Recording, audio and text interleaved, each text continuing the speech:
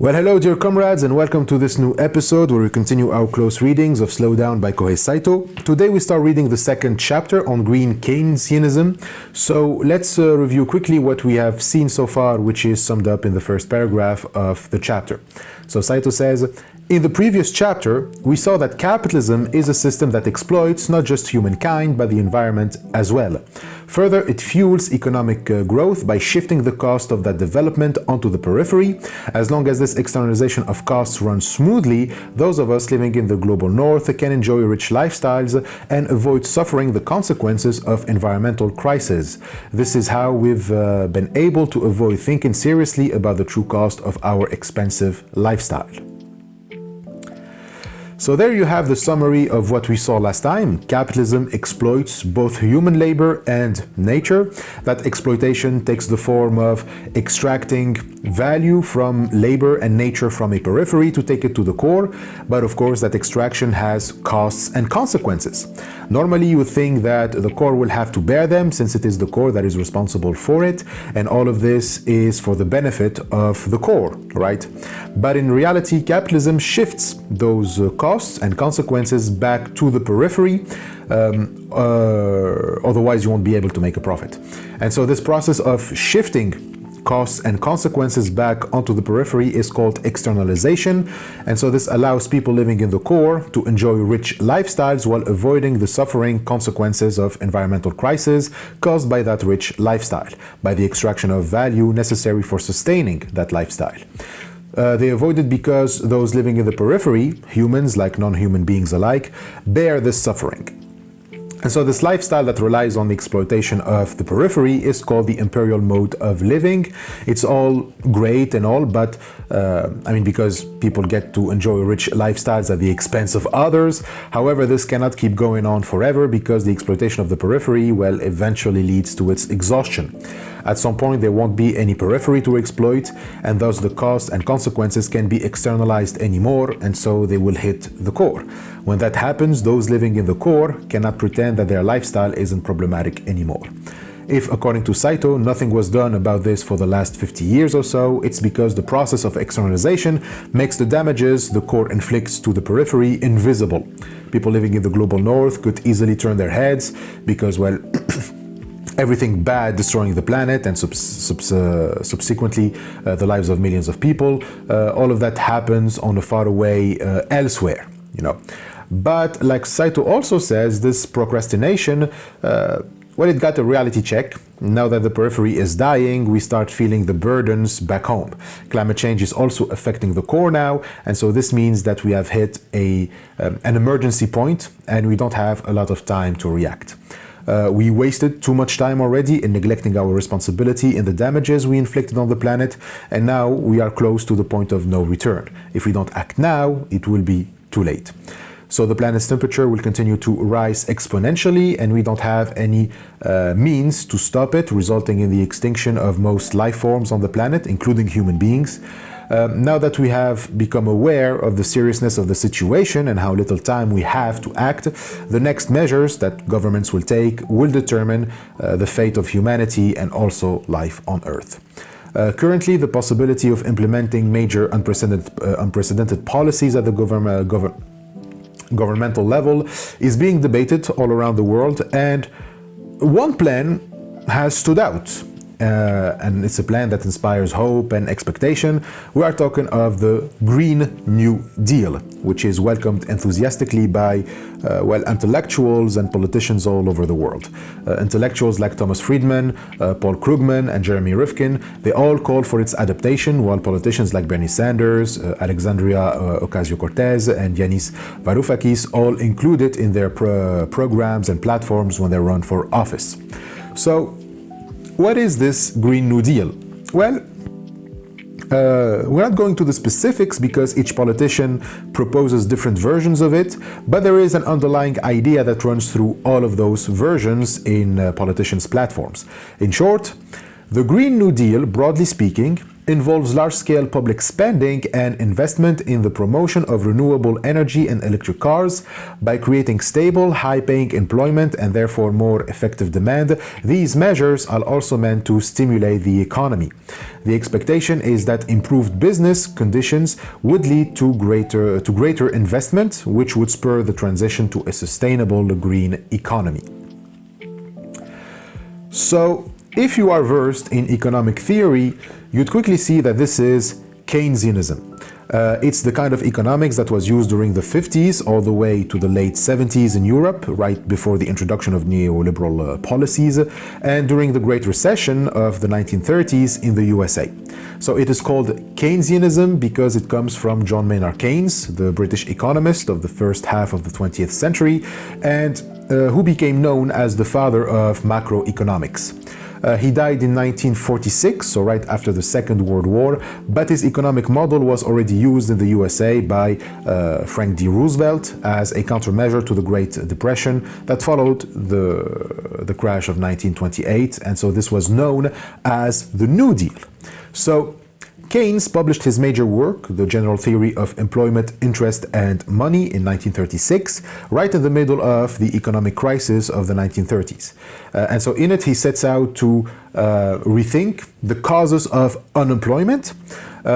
Classical economists in the liberal tradition, they usually give three reasons for unemployment. They say that unemployment is a period in which people are just changing jobs, or that some individuals choose not to work, especially if they can rely on welfare.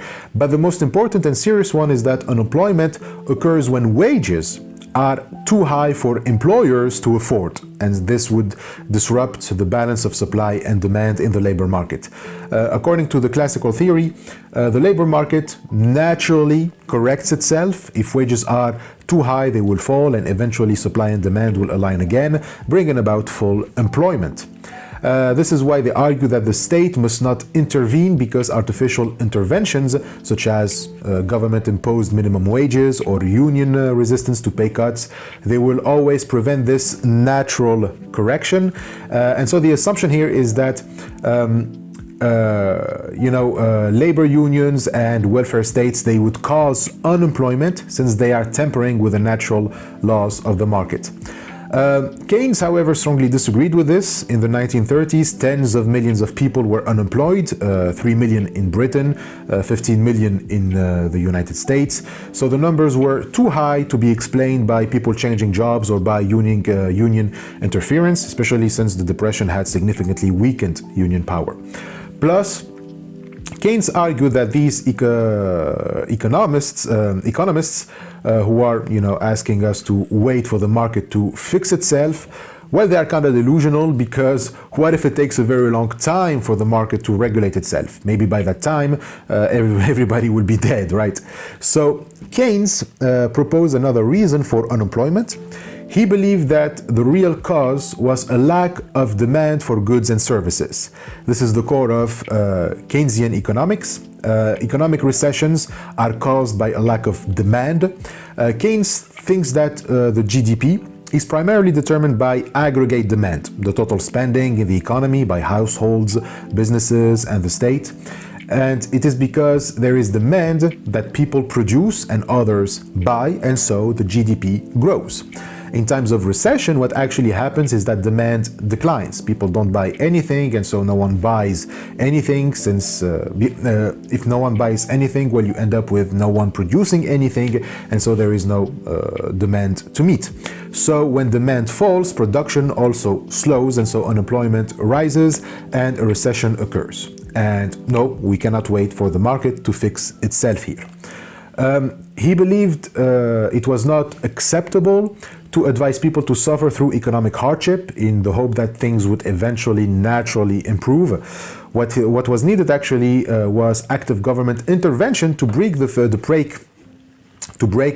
vicious cycle of low demand, joblessness, and stagnation. Traditionally, governments focused on the supply side to stimulate growth, such as cutting interest rates to encourage investment. But Keynes pointed out that in deep downturns, businesses might still see no reason to produce more goods because consumers simply weren't buying. In these cases, market tools were simply ineffective. Instead, Keynes argued that governments must step in and actively create demand, even if this meant running large budget deficits.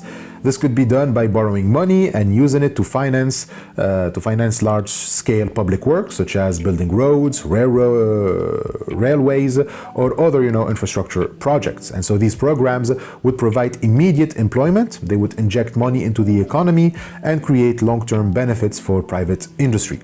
The government, in Keynes's view, it should act as the economy's main buyer until private demand picked up again. But this implies that during a time of crisis, the state should invest more money instead of saving money.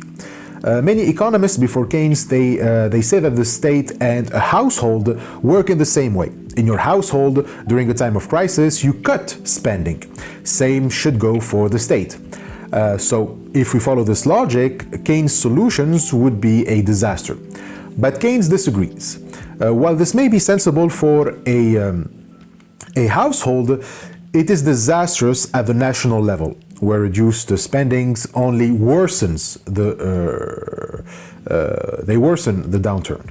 So Keynes emphasized that nations are not households and must not behave like households in times of crisis. And again, one can also try to criticize Keynes' approach about that whole debt thing. The state can go into debt to inject money in its economy to stimulate demand. But then who would repay the debt created by the government borrowing?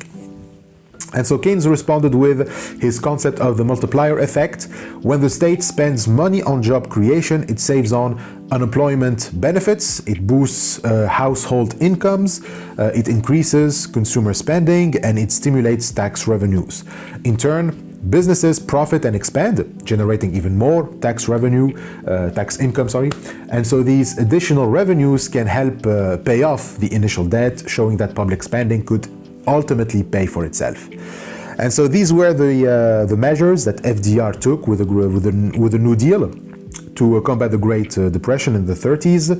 Roosevelt launched massive public works programs like the WPA, like the Works Progress Administration, the CCC, the Civilian Conservation Corps, the TVA, the Tennessee Valley Authority, and so these created millions of jobs building infrastructure, and this directly increased demand and reduced unemployment.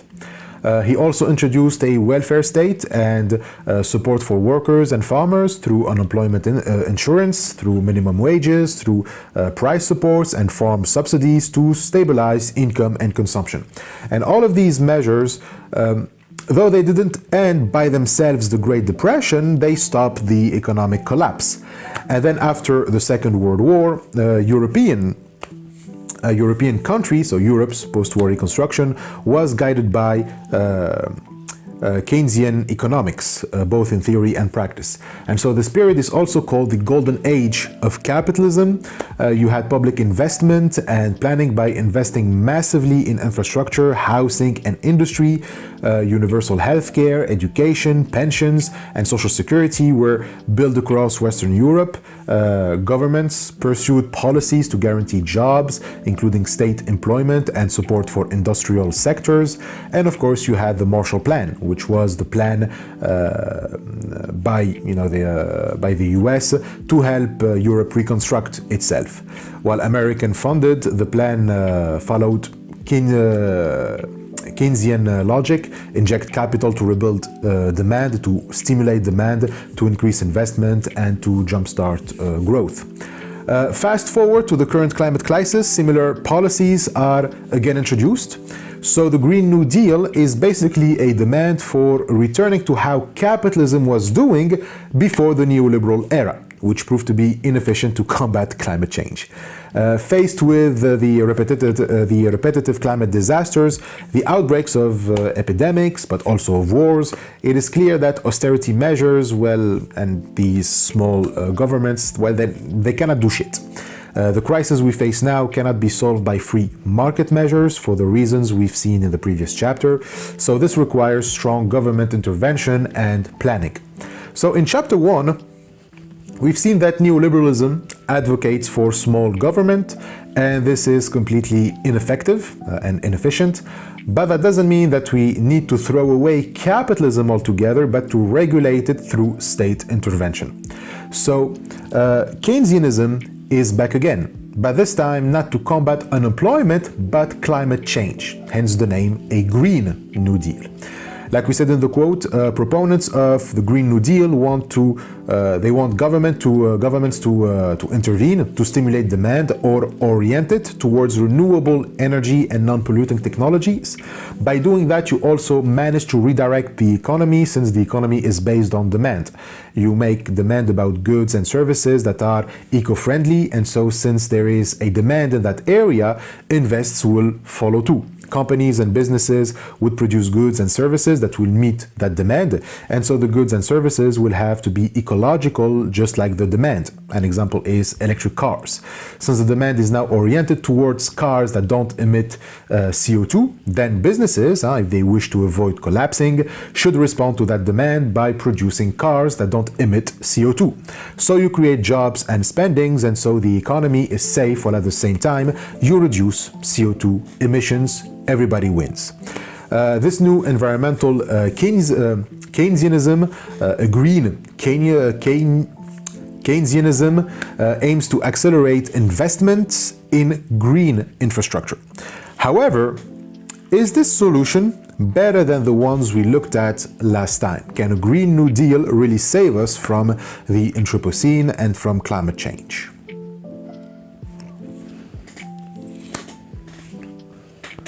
Well, Saito's short answer to this question is a straight-out no. Like the neoliberal measures and laissez-faire markets, this solution isn't efficient either.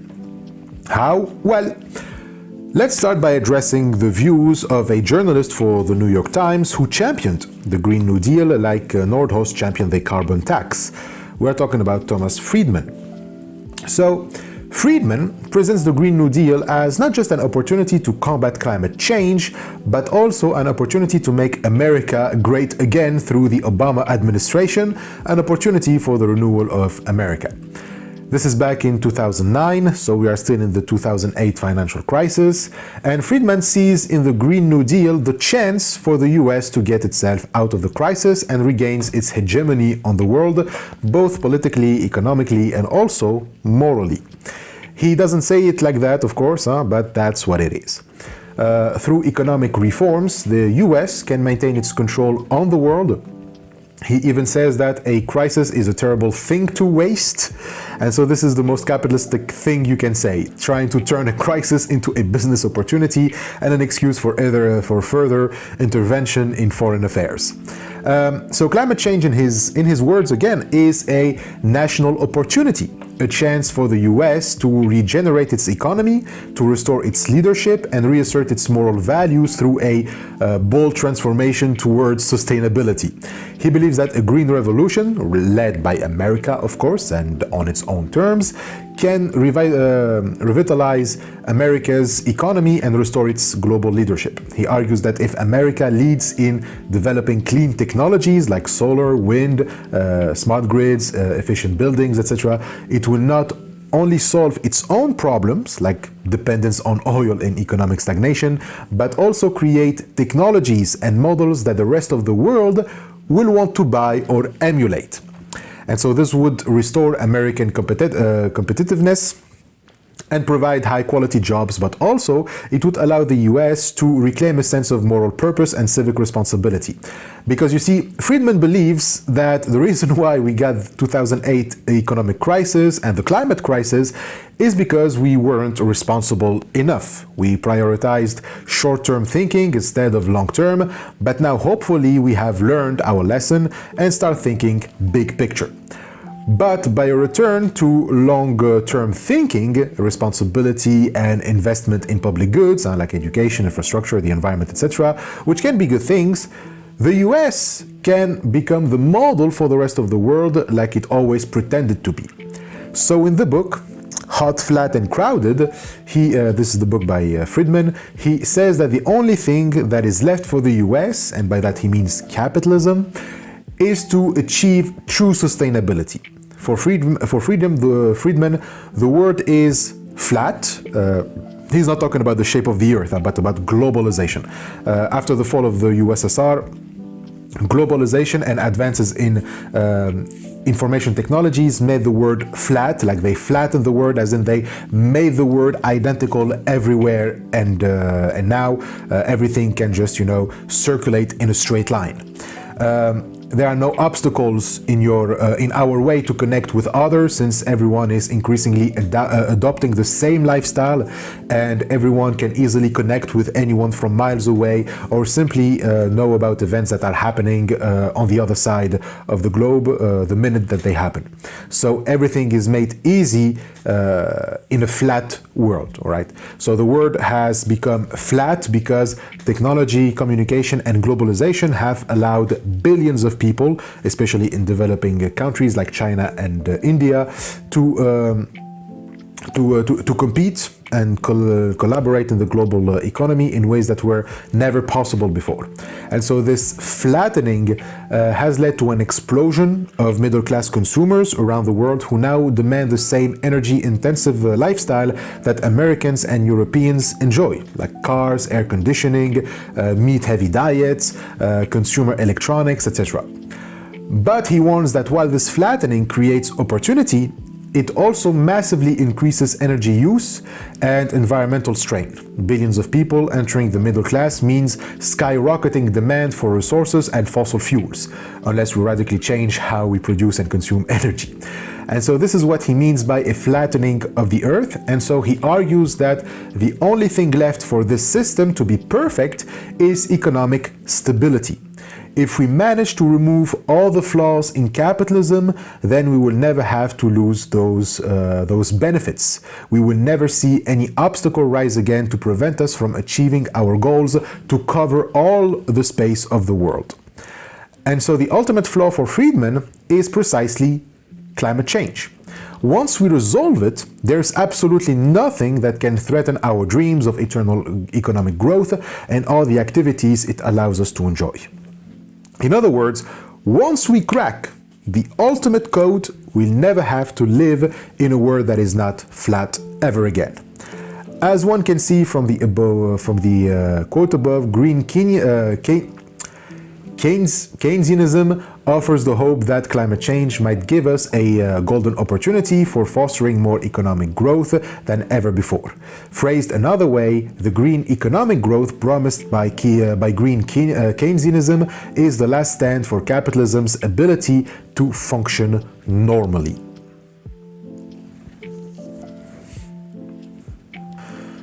So what embodies Friedman's enthusiasm the most, and what perfectly symbolizes this last stand for an ever-flat earth, for ever-flat world, it's the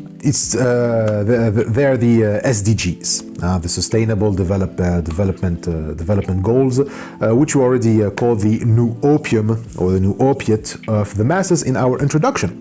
So if you've watched the introduction video, you know that Saito doesn't think highly of SDGs, and we will see why in more details. But they are promoted everywhere as the Saint Grail that will grant eternal green economic growth. If you are, they are promoted by any international organization, whether the United Nations, the World Bank, the IMF, the International Monetary Fund, or the OECD. So the OECD, that's the Organization for Economic Cooperation and Development, they all blindly and faithfully promote them. And so Saito gives the Global Commission on the economy and climate as an example of SDGs worship. This is an international commission established as an independent project by 7 countries: Colombia, Ethiopia, Indonesia, Norway, South Korea, Sweden, and the United Kingdom, and was focused on analyzing the economic risks and opportunities of climate change. It explored how countries could achieve economic growth while addressing climate change so that you can have simultaneous prosperity and environmental stability or sustainability.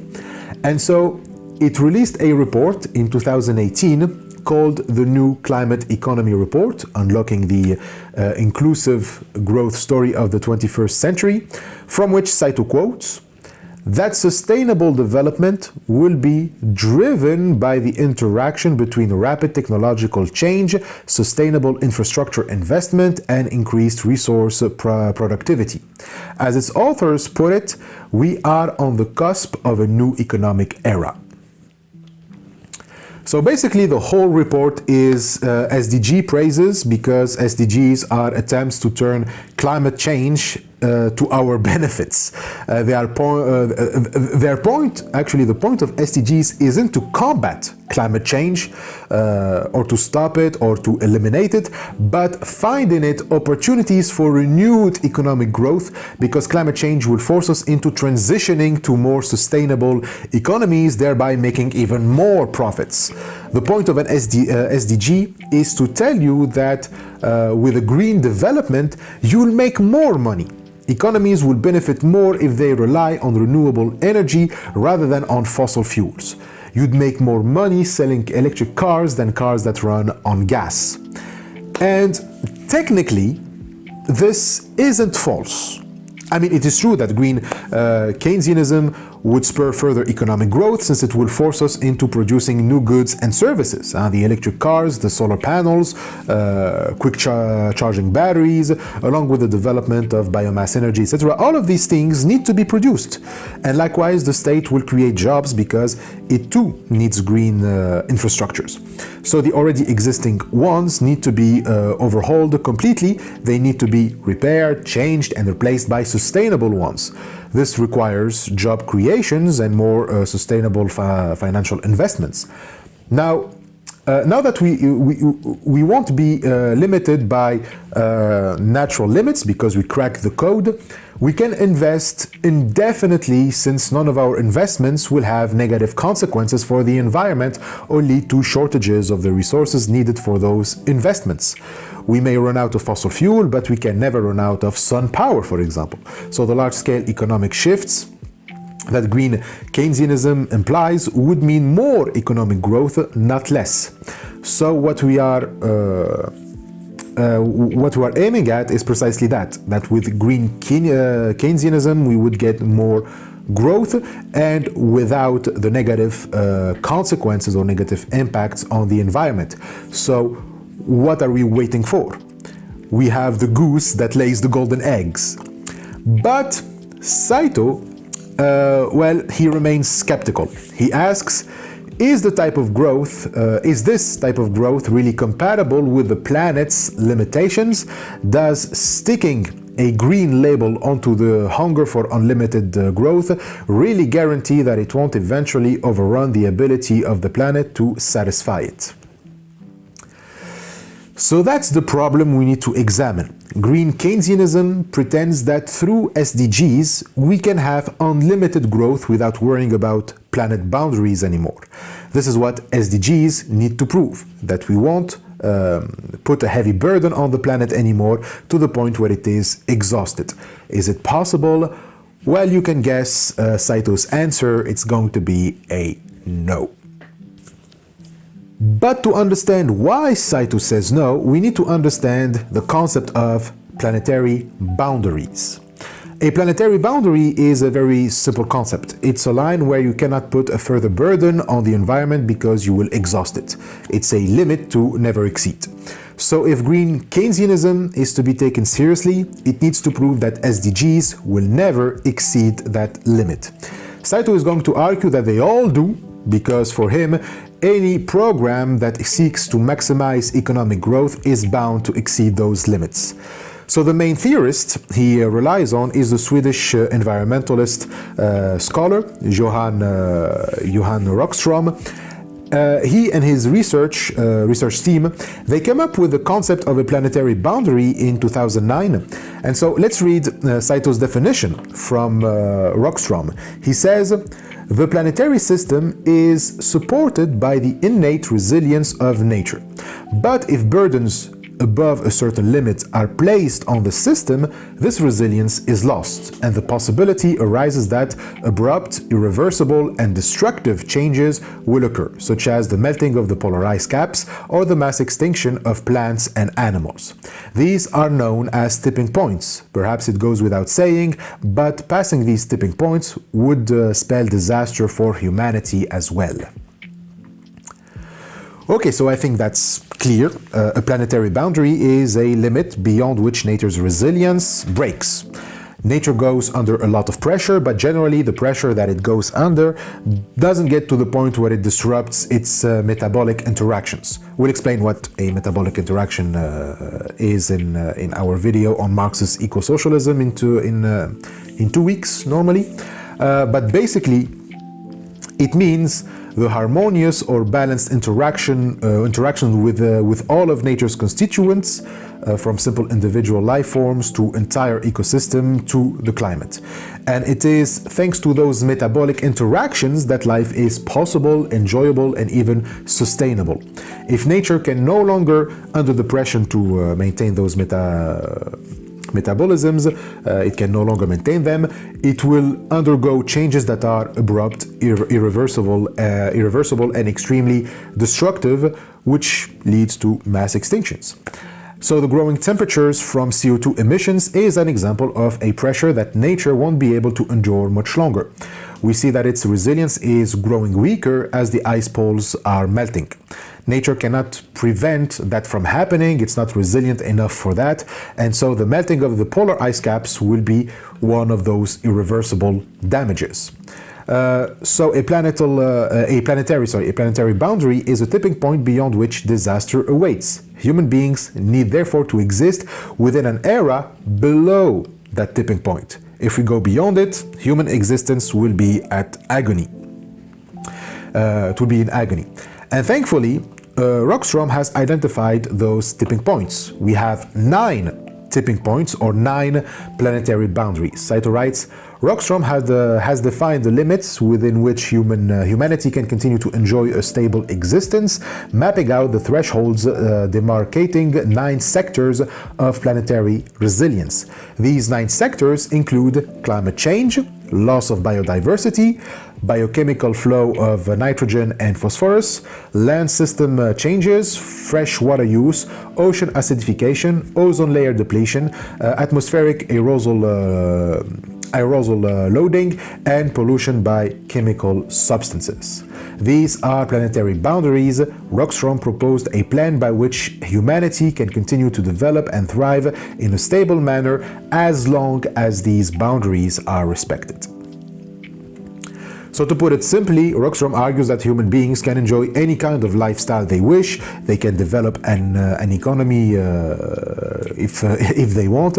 They can develop and thrive to their heart's content as long as it is within those boundaries. As long as we don't cause sudden changes in the climate, as long as we don't cause loss of biodiversity, if we respect the biochemical flow of nitrogen and phosphorus, if we don't cause changes in land systems, if we don't deplete access to fresh water, if we don't increase ocean acidification or depletion of the ozone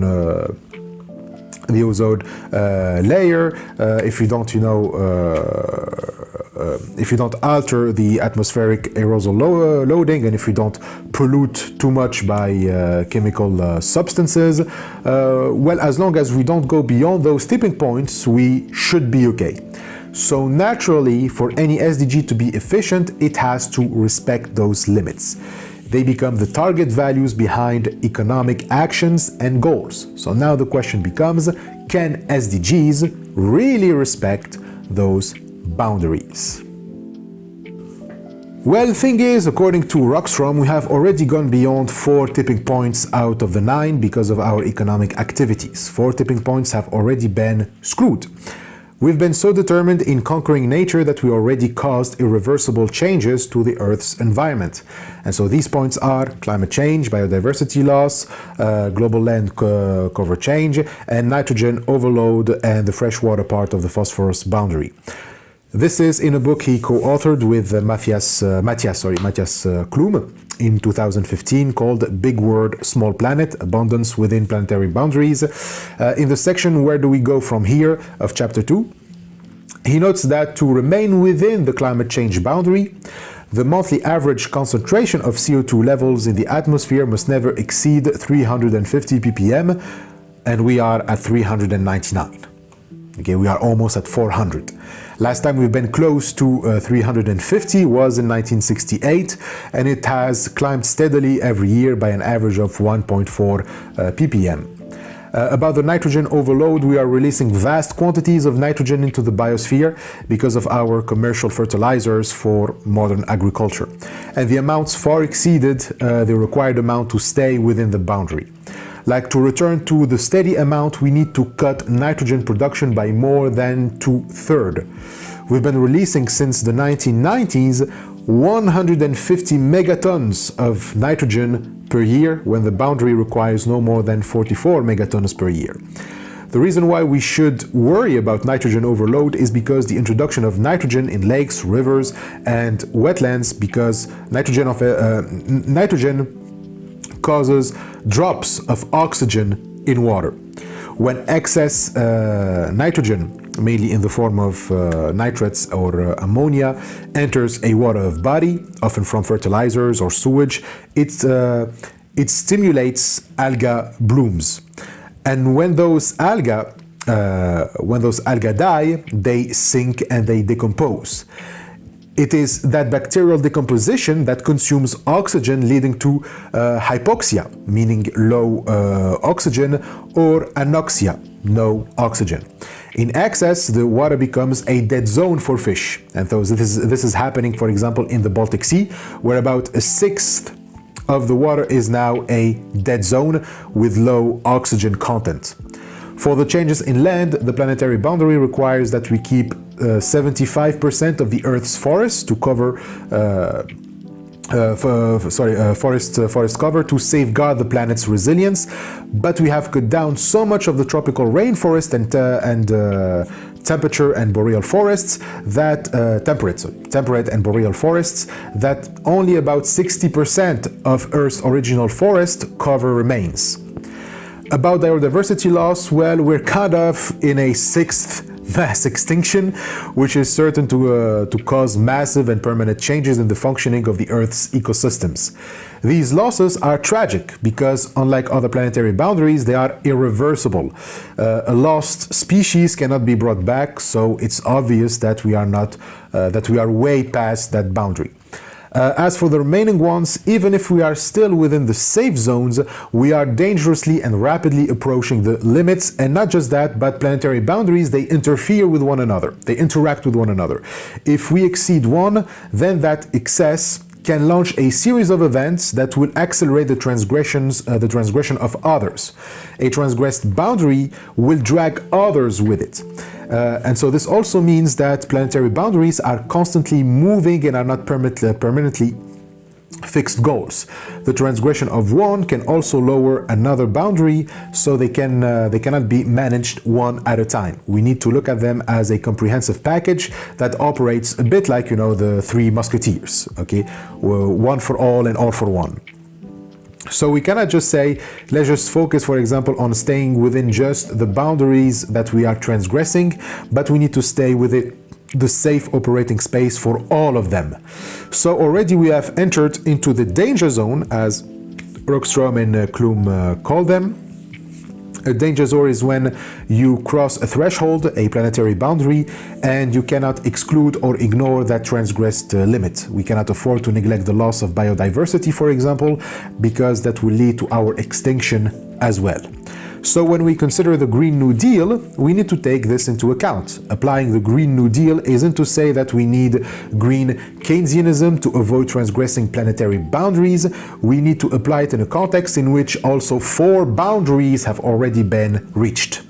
And so the question then becomes, is this a situation in which the green economic growth promoted by green Keynesianism should really be our goal? Remember that the Green New Deal is still about economic growth. but in a way that it doesn't destroy our environment.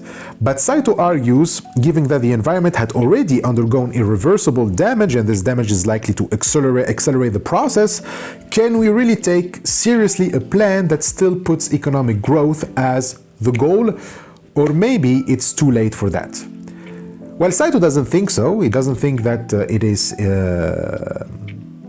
He doesn't think that we can take this plan seriously. The optimism in the Green New Deal is, in his words, wishful thinking. And it is also Rockstrom's opinion, though it wasn't by the time he wrote the book in 2015. Back then, Rockstrom still had some optimistic hopes that we can keep temperatures below 34.7 degree Fahrenheit while keeping economic growth. He too used to believe that green economic growth is possible. For a reminder, a temperature below 34.7 degree Fahrenheit would keep us safe from breaching planetary boundaries. To have a green economic growth means that economic growth doesn't cause rises in global temperatures like it has been doing since the 18th century. And so this process of separating economic growth from greenhouse gas emissions, from GHG emissions, is called decoupling.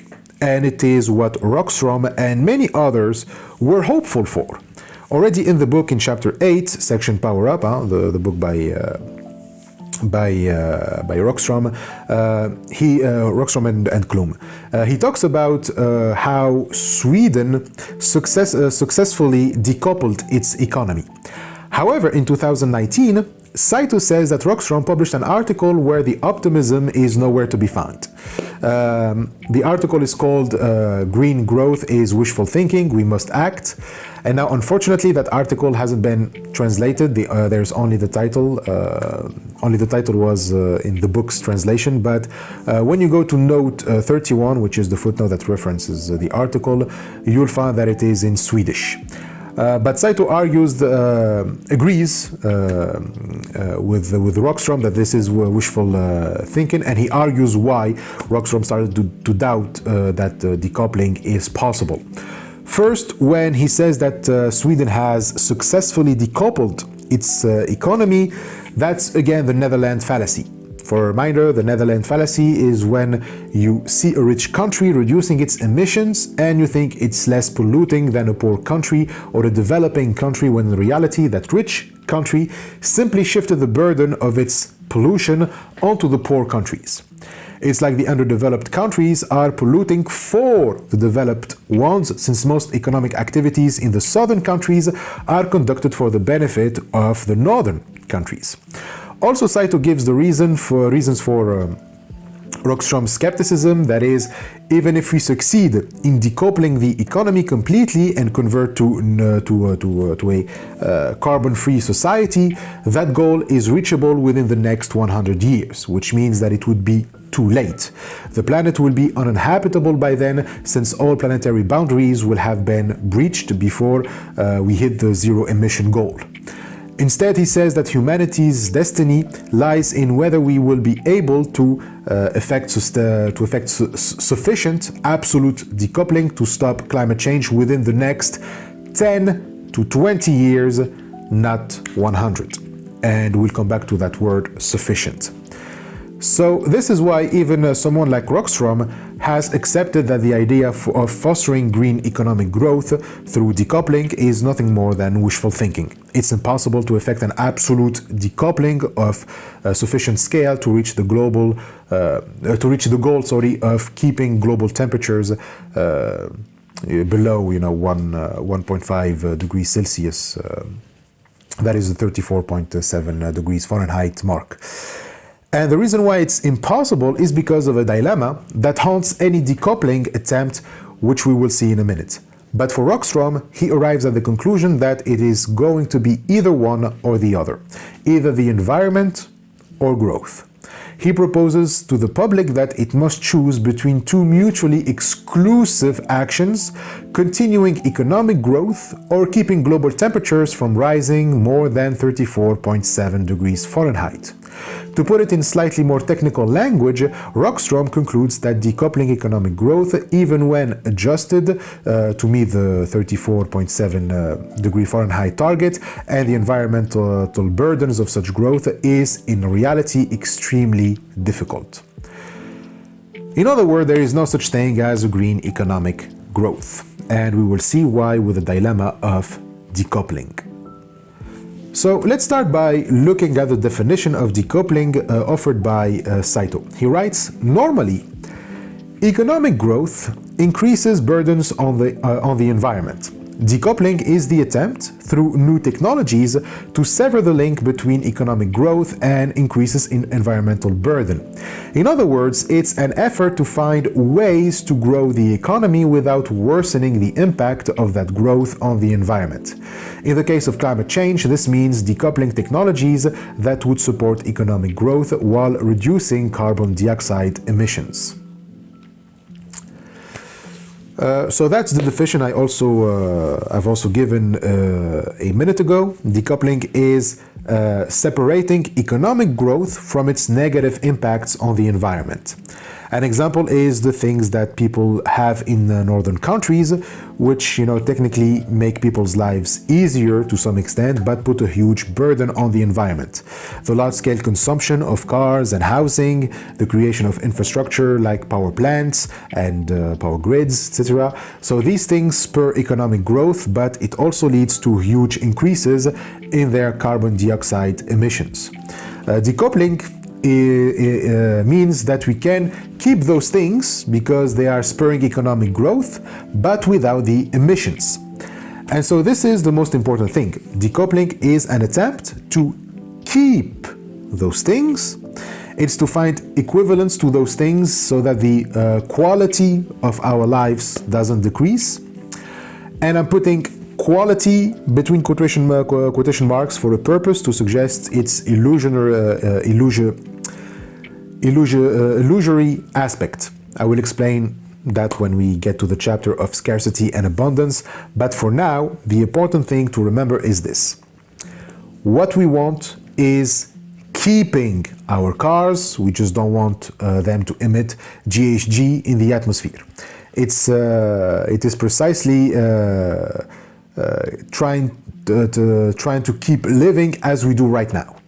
So the Green New Deal promises that we just need to adopt new, more efficient technologies that can support the same course of the rich countries' development and our large-scale consumerist lifestyle while reducing carbon emissions. These technologies can be the introduction of energy-saving technologies, of hybrid or electric cars, natural gas power generation, and the like. Same lifestyle, same consumption, you get to keep your comfort, your guns, your burgers, but without rising temperatures. But there's something else we need to address. Reducing GHG emissions and no rise in temperature isn't the same thing. To avoid rises in temperatures, you need to keep emissions of GHG below the limit of planetary boundaries. It's good that you reduce emissions, but reducing emissions means that you are still emitting GHG in the atmosphere. It's only if you emit within the limit of boundary that we can consider your reduction good. So here, we need the kind of decoupling that brings emission below the planetary boundary. So we will look among the types of decoupling and determine which ones actually achieve that goal. This is where we need to distinguish between relative and absolute decoupling. Let's start with the first one. To quote Saito, lessening the increase of carbon dioxide emissions relative to what would normally accompany increased economic growth by optimizing technological efficiency is referred to as relative decoupling. Now, what does this mean? Well, this is where we turn to a graph to better understand what is relative decoupling and why it is inefficient, and so why the Green New Deal has to aim at absolute decoupling, not relative decoupling. Saito insists that relative decoupling is completely inefficient and useless to combat climate change, since relative decoupling keeps increasing temperatures because it doesn't reduce absolutely GHG emissions. What do I mean? Well, let's see this quote about absolute decoupling first. The attempt to grow economically while reducing absolute emissions of carbon dioxide is known as absolute decoupling. So those are our two definitions. Relative decoupling means lessening the increase of carbon dioxide emissions relative to what would normally accompany increased economic growth through efficient technology. And absolute decoupling means grow economically while reducing absolute emissions of GHG. So what's the difference between the two, and why only absolute decoupling is a viable option? Well, we can turn to a graph that Saito takes from an important book to which we will also come back. It is by English economist Kate Raworth, and it's in her 2017 book, Donut Economics. You'll find it in the 7th chapter. It's called the chapter Be Agnostic About Growth section, Can We Keep On Flying? So what does the graph tell us? Now, according to Raworth, it's spelled R-A Worth. So this graph represents one of the two different ideologies that are completely antagonistic to each other.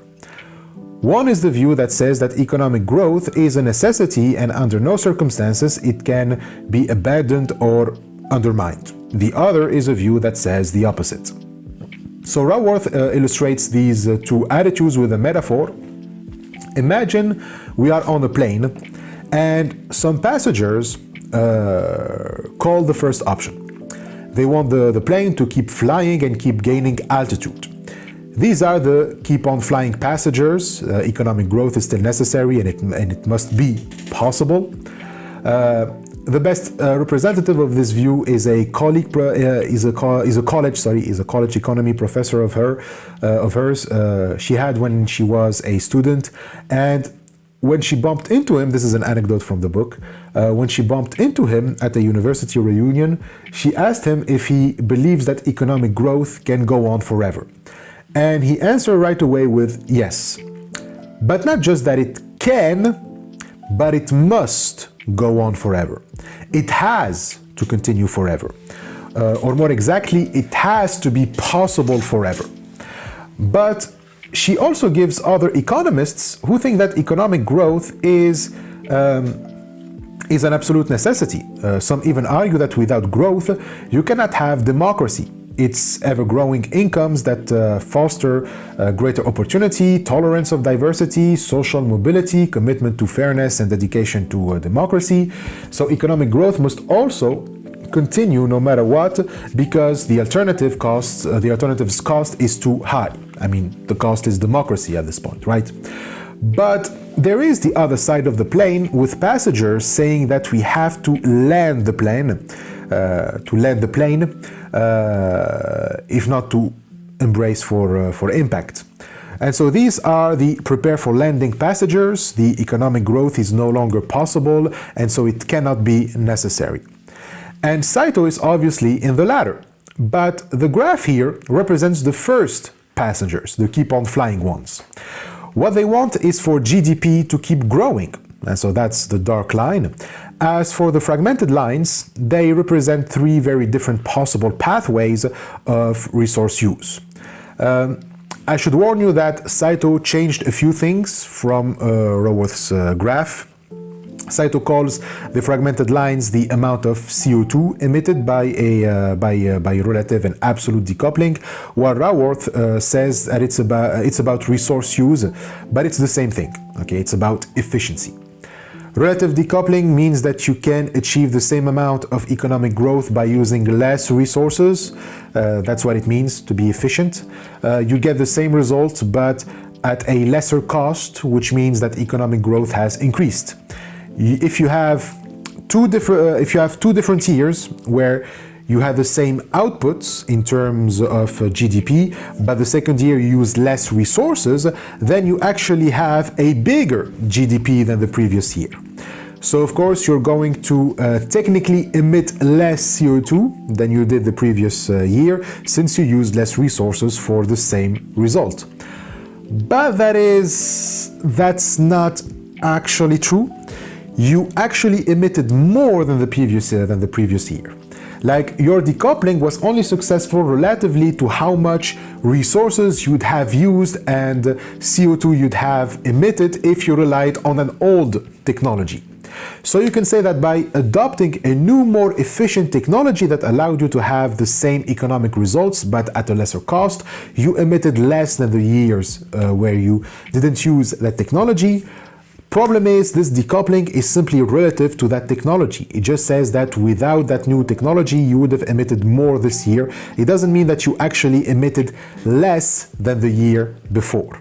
For example, I have technology X, it's an old technology, and technology Y, which is, the new, more efficient technology.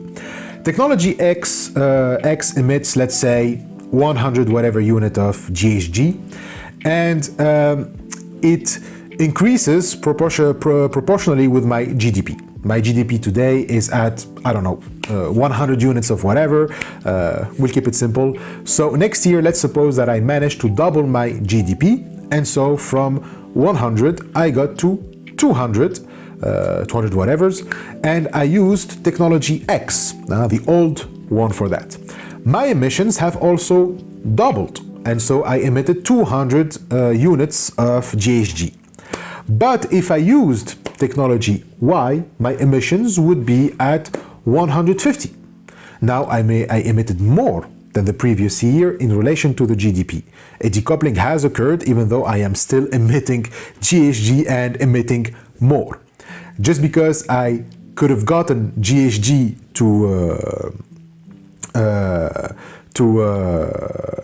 I could have got GHG to a 200 if I used X, but only got 150 by using Y. That's a decoupling. And it's the kind of decoupling that you will find in many low-income countries today, according to Raworth. But as you can see on the graph, the line keeps going up. It's not even going towards the line of the planetary boundary that you have at the bottom of the graph. The goal of a green economic growth is that the line of decoupling must go under the line of planetary boundary. But as you can see, with only relative decoupling, the amount of GHG emissions don't actually decrease, they continue to rise. The only solution is absolute decoupling, where you actually emit less GHG than last year, and you keep decreasing until you hit the mark of a planetary boundary. But as you can see, these are two lines of absolute decoupling. One is absolute decoupling, and the other sufficient absolute decoupling. So what are Saito and Raworth saying here? Well, they are saying that even the empirically existing policies for absolute decoupling are not sufficient either. Absolute decoupling is the goal set by many rich countries, but some, she argues, aren't even close to that goal, or just absolute decoupling, not even the sufficient one. Australia and Canada are lagging behind, but for those who achieved absolute decoupling, Raworth gives the data between 2000 and 2013. Germany's GDP grew by 16%, while its consumption-based CO2 emission fell by 12%. Likewise, the UK's GDP grew by 27%, while emissions fell by 9%. And GDP in the US grew by 28%, while emissions fell by 6%, but she says it's not enough at all. And this is with the adoption of technologies that don't emit CO2 at all. Saito gives the example of electric cars, which emit no carbon dioxide at all. As the number of petrol-burning cars, gas-burning cars decreases, so does the amount of carbon dioxide emissions, while the sale of electric cars allows economic growth to continue. So more economic growth with absolute decoupling. There's also the solution of conducting business meetings online via telecommunications technology, rather than requiring people to board airplanes and go on business trips. Or the shift from fossil fuel power generation to solar power. Growth continues even as emissions decrease. So yeah, technically it is possible. Absolute decoupling is a thing, and it is happening in many countries, and there are reasons to be optimistic about this, because not only it sounds possible, but it is also a great business and investment opportunity. Like Saito says, the idea to minimize the relationship binding economic growth to increased emissions with the aim of severing it completely. If we combine multiple measures of the sort, it would be possible for the economy to grow while carbon dioxide emissions decreased in absolute, not relative terms. One can see easily how the technologies associated with relative decoupling differ from those associated with absolute decoupling. Furthermore, the technologies that would enable absolute decoupling have yet to be widely adopted. This is precisely why their adoption requires large-scale investment, and also why they represent such a golden opportunity for fostering economic growth. So, everyone is right to be excited with the Green New Deal. It promises us to reduce absolute carbon dioxide emissions to zero and keep global temperatures from rising more than 34.7 degrees Fahrenheit, while allowing the GDP to grow in the same manner it always has. We can have it all: an absolute decoupling of economic growth and environmental damage. And because it requires a large-scale technological revolution, it is an open gate towards unprecedented innovation. Every businessman should put all of their capital into investing absolute decoupling technologies. But, like we've seen with the third line of the graph, the policies taken so far have only led to the two paths of relative or absolute decoupling. None have reached the third path of sufficient absolute decoupling, which is the only one that can bring emissions below the planetary boundary and save us all. So why this utopia of a growth decoupled with environmental damage hasn't come about yet, but despite that we still hear everyone, everywhere of the great opportunity and chance that the Green New Deal represents. In other words, why several optimistic environmentalist economists proclaim that absolute decoupling will be relatively simple, that renewable energy and information technologies advancing at a pretty high speed, and the future green technological revolutions are right around the corner. What can justify this optimism?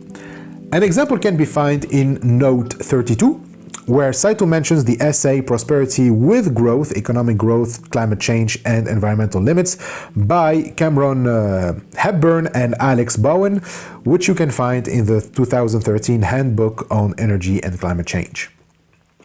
So, these two nut jobs argue that from a historical point of view, all technological progress was first thought to be extremely difficult, if not impossible. Decoupling for them is no exception, or let's say that according to them, there is no evidence to suggest that it is an exception.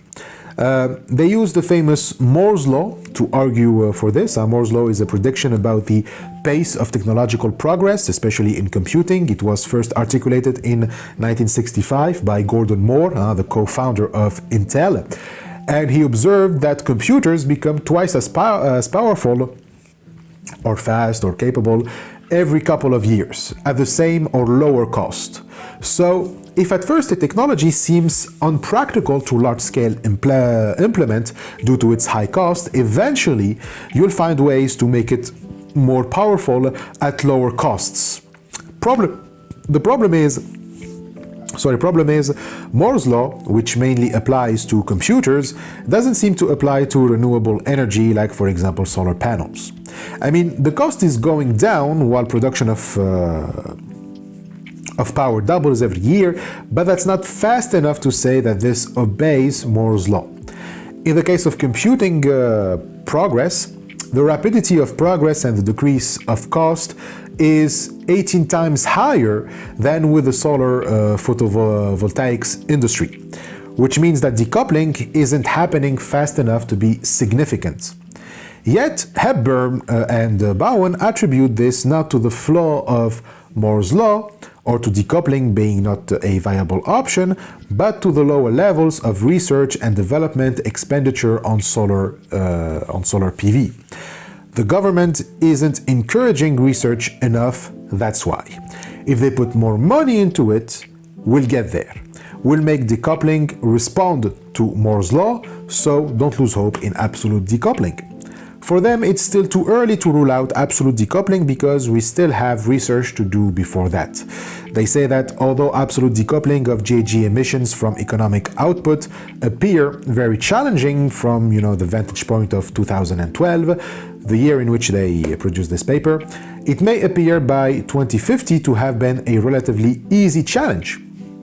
So they all make it sound easy and simple. Like, it's already here, we just need to spend more public fundings to accelerate research and development. But again, like Saito says, by the time absolute decoupling will be sufficient, when the second and third pathways intersect in Raworth's graph, it would be too late. We cannot afford to wait 100 years. Again, this is the wishful thinking that Rockstrom identified. Absolute decoupling must be sufficient between 2030 and 2050. Our emissions must be cut by half by 2030 and entirely by 2050, and that is simply impossible if we hold on to growth. This is where we get to our dilemma, and this dilemma is called the growth trap, and it goes like this. Saito says, the dilemma is this. As the economy grows, the range of human activity, economic activity grows too, which means that the volume of resource and energy consumption also grows, making it difficult to reduce carbon dioxide emissions. This is a historical tendency. In other words, even green economic growth may cause increases in carbon emissions and resources use in direct proportion to its success, because economic growth is historically accompanied by more frequent consumption of bigger commodities, including ones in wasteful and carbon-intensive industries. This in turn will necessitate more and more dramatic increases in efficiency, but there is an insurmountable physical limit to the improvement of technological efficiency. This is the growth trap, a major pitfall awaiting capitalism as it attempts to establish a zero-carbon economy. The question is, can this trap be avoided?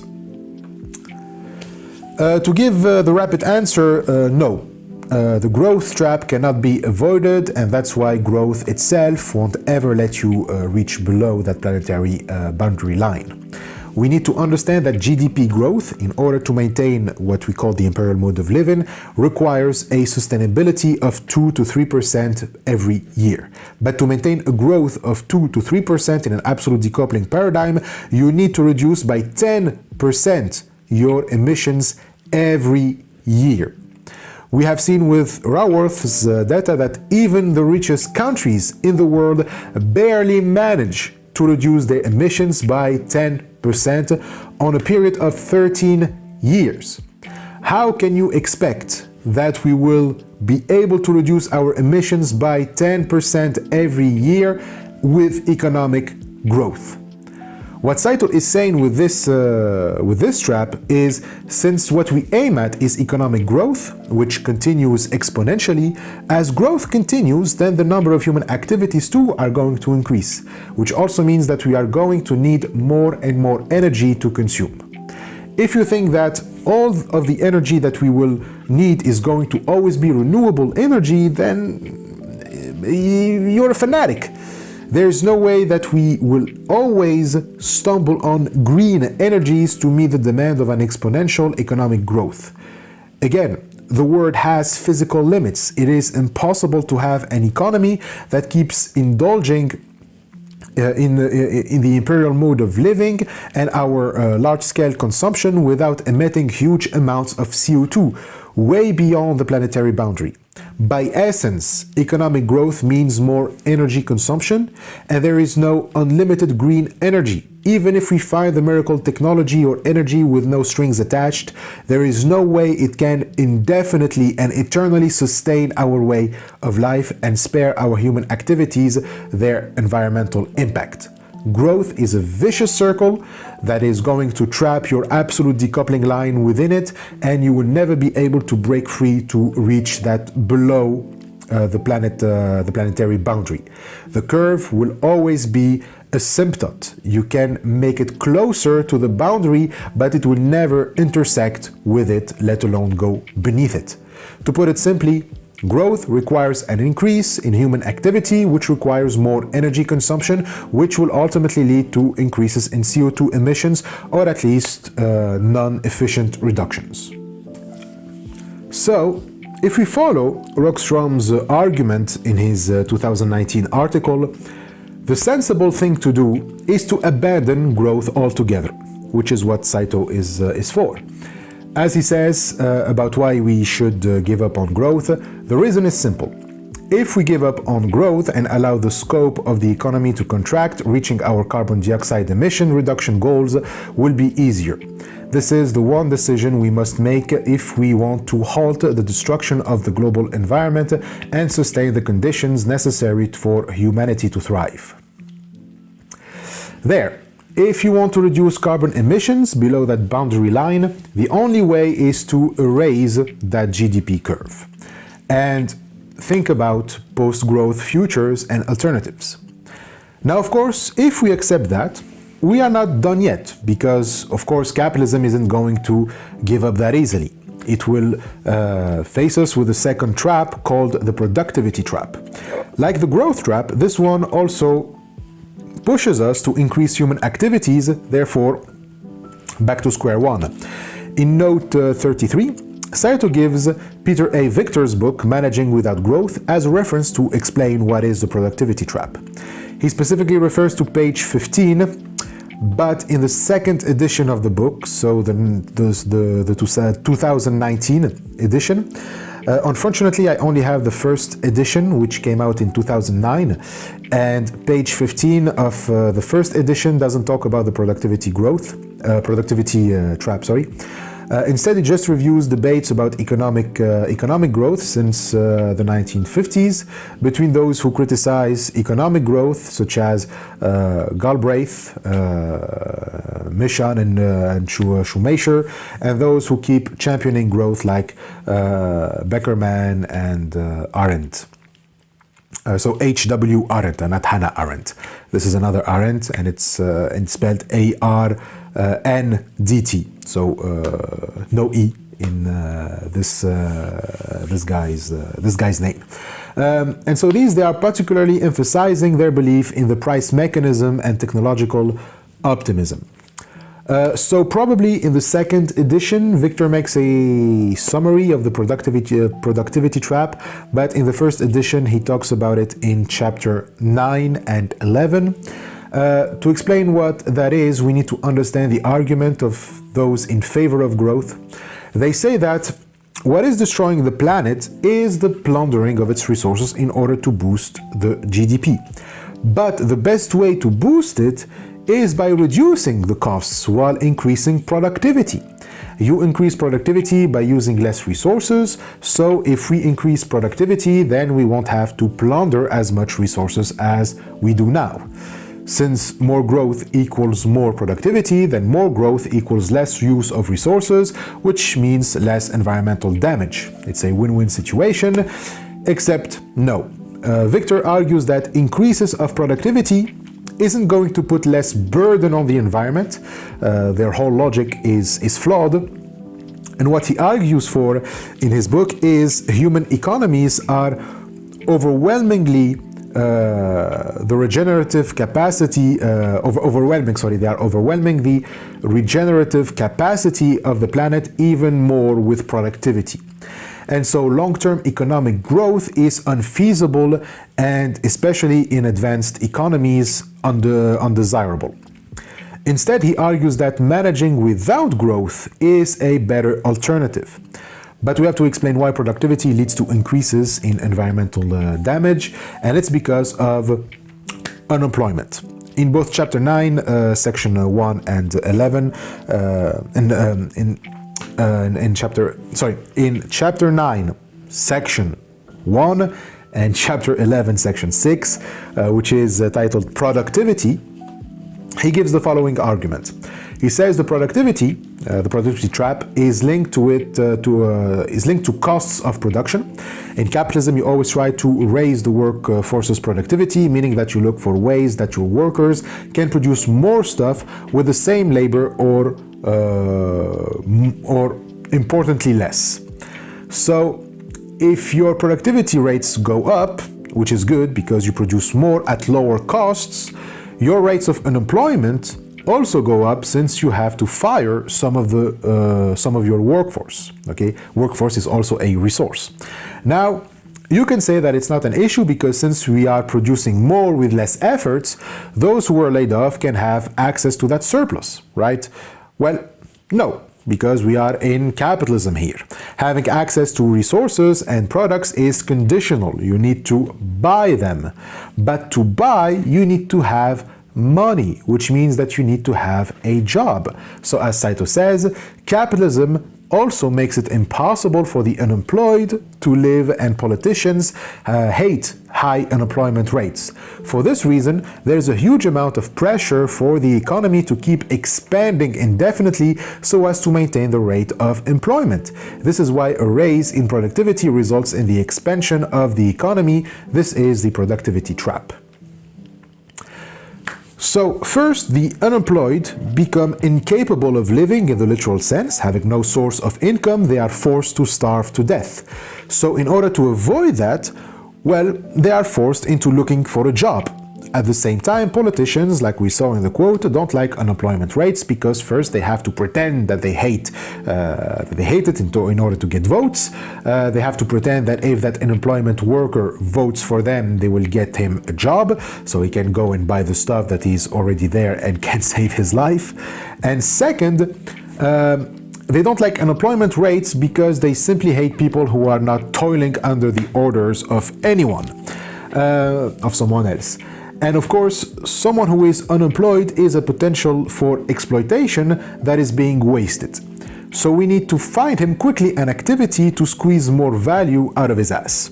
So again, you end up increasing human activities. You can't just be like, well, we have enough for everyone now, so there is no need for these people to also engage in activities that cost us energy, which will increase emissions. No, we cannot have that, so we will make them work jobs. We will make up some bullshit jobs that have no social necessity whatsoever and will just cost us more of our precious scarce resources and make the world an even harder place, just so that we don't lose that potential of squeezing value.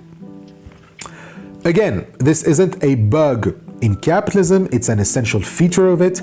If people can have access to stuff without having to pay for it in the conventional sense with money that they need to get from a job, and if people can have socially beneficial activities, because again, most of the activities at the heart of climate change are socially useless activities.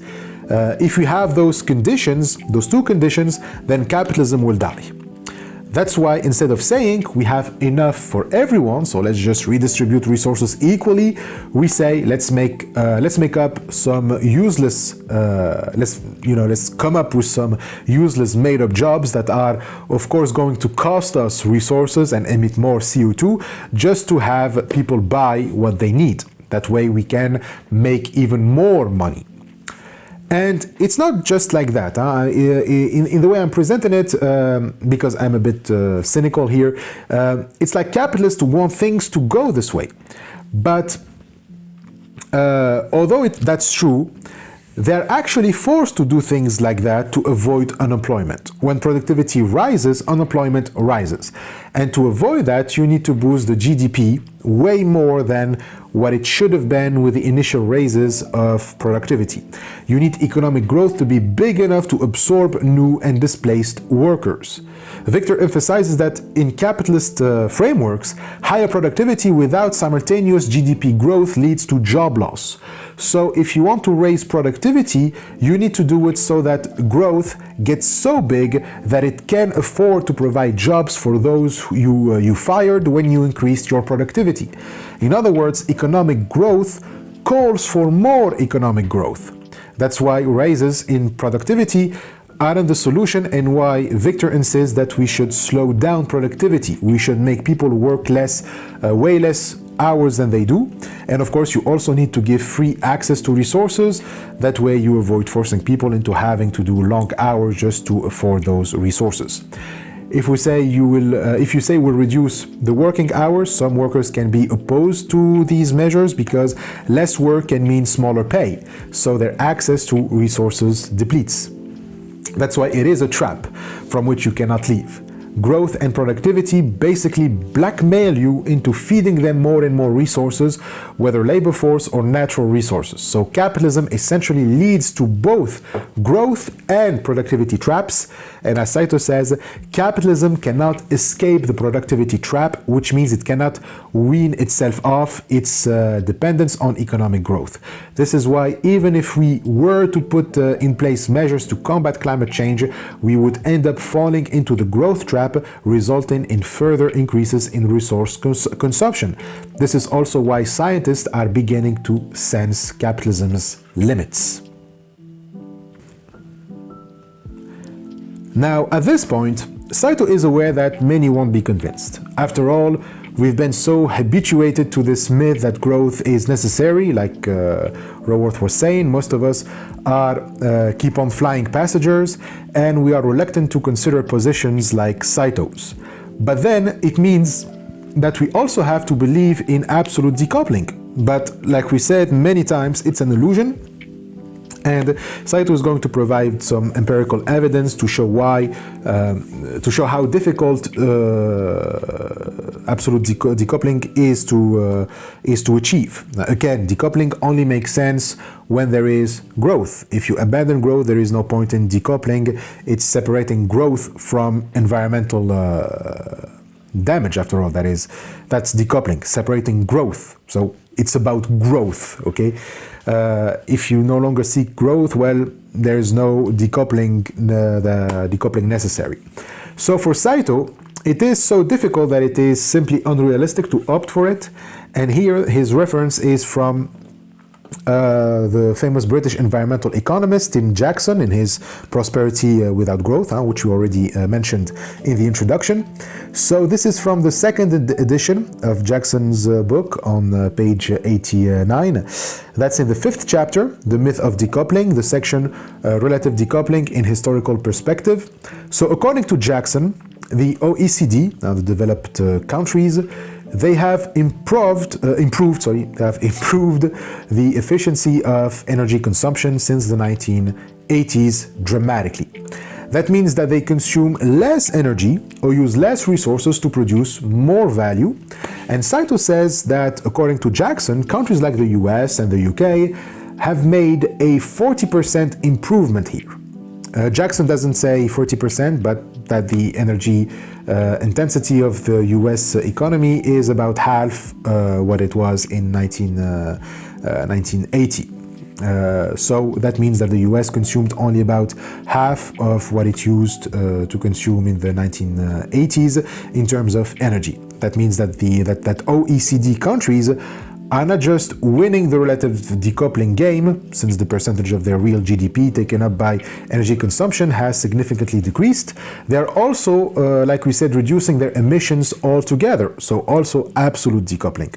And by contrast, countries in the global south, even though they are like we said earlier, trying to focus on relative decoupling because they are not technologically advanced to do absolute decoupling, well, they're not doing great at that either. I mean, except China, who, according to Jackson, has also made some dramatic reductions in energy intensity. The energy efficiency of the Chinese economy has more than tripled in the same period as the US and the UK, but we will go back to China's case. And indeed, like we said before, Global South countries often argue that they cannot afford to do decoupling since they are already falling far behind countries in the Global North in terms of economic growth. They're already struggling to get the GDP up, so if we will also pressure them into adopting technologies that are eco-friendly, their economy will never stand on their feet. And so, as Saito says, referring to Jackson, countries like Brazil and those in the Middle East, the trend is the reverse there. In those countries, the percentage of GDP taken up by energy consumption is rapidly increasing. As short-term economic growth takes priority, the large-scale investments are occupying without updated technology, creating an environment in which not even relative decoupling can occur. So this again is the Netherlands fallacy. If the Global North is able to move from relative decoupling to absolute decoupling, it's because it transferred the costs to the Global South. That's why the North can take measures of absolute decoupling, but if the North wasn't exploiting the South, even the North would be struggling with relative decoupling. It's just that the South has to struggle both for itself, but also for the North, since it is doing the relative decoupling for itself, but also for the North. And even some northern countries aren't following the trend of the OECD. In certain European countries like Greece, Portugal, or Turkey, if you want to consider it a European country, energy consumption is actually going up, meaning that there are countries in the north that are not managing proper relative decoupling. So already what Jackson is firstly saying is that even relative decoupling, which is easier than absolute decoupling, isn't the norm because majority of countries in the world are unable to do it. Most countries actually increase their energy intensity, not their energy efficiency. And again, this is just with relative decoupling. And like Jackson points, when the center of economic activity shifted to the south, and this puts a double burden on countries in the Global South, well, it became even harder to keep energy efficiency going up like it did during the 80s and the 90s, and the rate at which the carbon efficiency of the economy is improving has itself falling consistently. Between 2004 and 2015, the decline in global carbon intensity was less than 0.2% per year. That's not close enough to have the slightest impact on global warming. So even if China seems efficient, well, like Brazil, once it too became part of the center of economic activity, its decoupling isn't working anymore. And besides Jackson, in note 34, Saito also mentions an article by Jason Hickel and Giorgos Kallis, I think it's Giorgos Kallis. So it is called Is Green Growth Possible? And they provide more empirical support for Jackson's claim. In it, they argue that absolute decoupling from resource use may be possible in short term in some rich nations with strong abatement policies, but only assuming theoretical efficiency gains that may be impossible to achieve in reality. And second, it is not feasible on a global scale, even under best case scenario policy conditions. And thirdly, it is physically impossible to maintain in the longer run, especially when you try to have a rate growth of 2 to 3%. It is simply impossible. At least the authors argue that we can conceive of a possible decoupling if the growth rate approaches zero. Absolute decoupling would become more feasible and is likely to last longer. It is reasonable to expect that green growth could be accomplished at very low GDP growth rates, like less than 1% per year. But we know that no one would accept that. So this is the reality. As much as the OECD countries like to boast that they are reducing their emissions, even if it's true, overall the worldwide volume of carbon dioxide emissions is rising by about 2.6% every year. And when we look in more details, we can find, for example, that even emissions in the US are rising at a yearly rate of 1.6%. And this is coming from Nordhaus, the carbon tax guy. Note 35 mentions again the climate casino, Nordhaus's book, page 23, where he says that just because you emit less than what you emitted before, it doesn't mean that you emitted less. To know if you are really reducing emissions, you need to see the ratio between your output and carbon intensity. To say that you are really decoupling, there's a certain amount of emissions that must be reduced relative to your output. It doesn't matter if you emitted less this year than the year before. What matters is that you made an output in terms of GDP, and that output determines how much emissions you are allowed to throw in the atmosphere. Comparing your emission rates doesn't mean anything, actually. That's what Nordhaus says on page 23 about the US. True, their output has increased while their carbon intensity has decreased, but this doesn't mean that decoupling is happening, because the carbon intensity needs to be way less than what it is.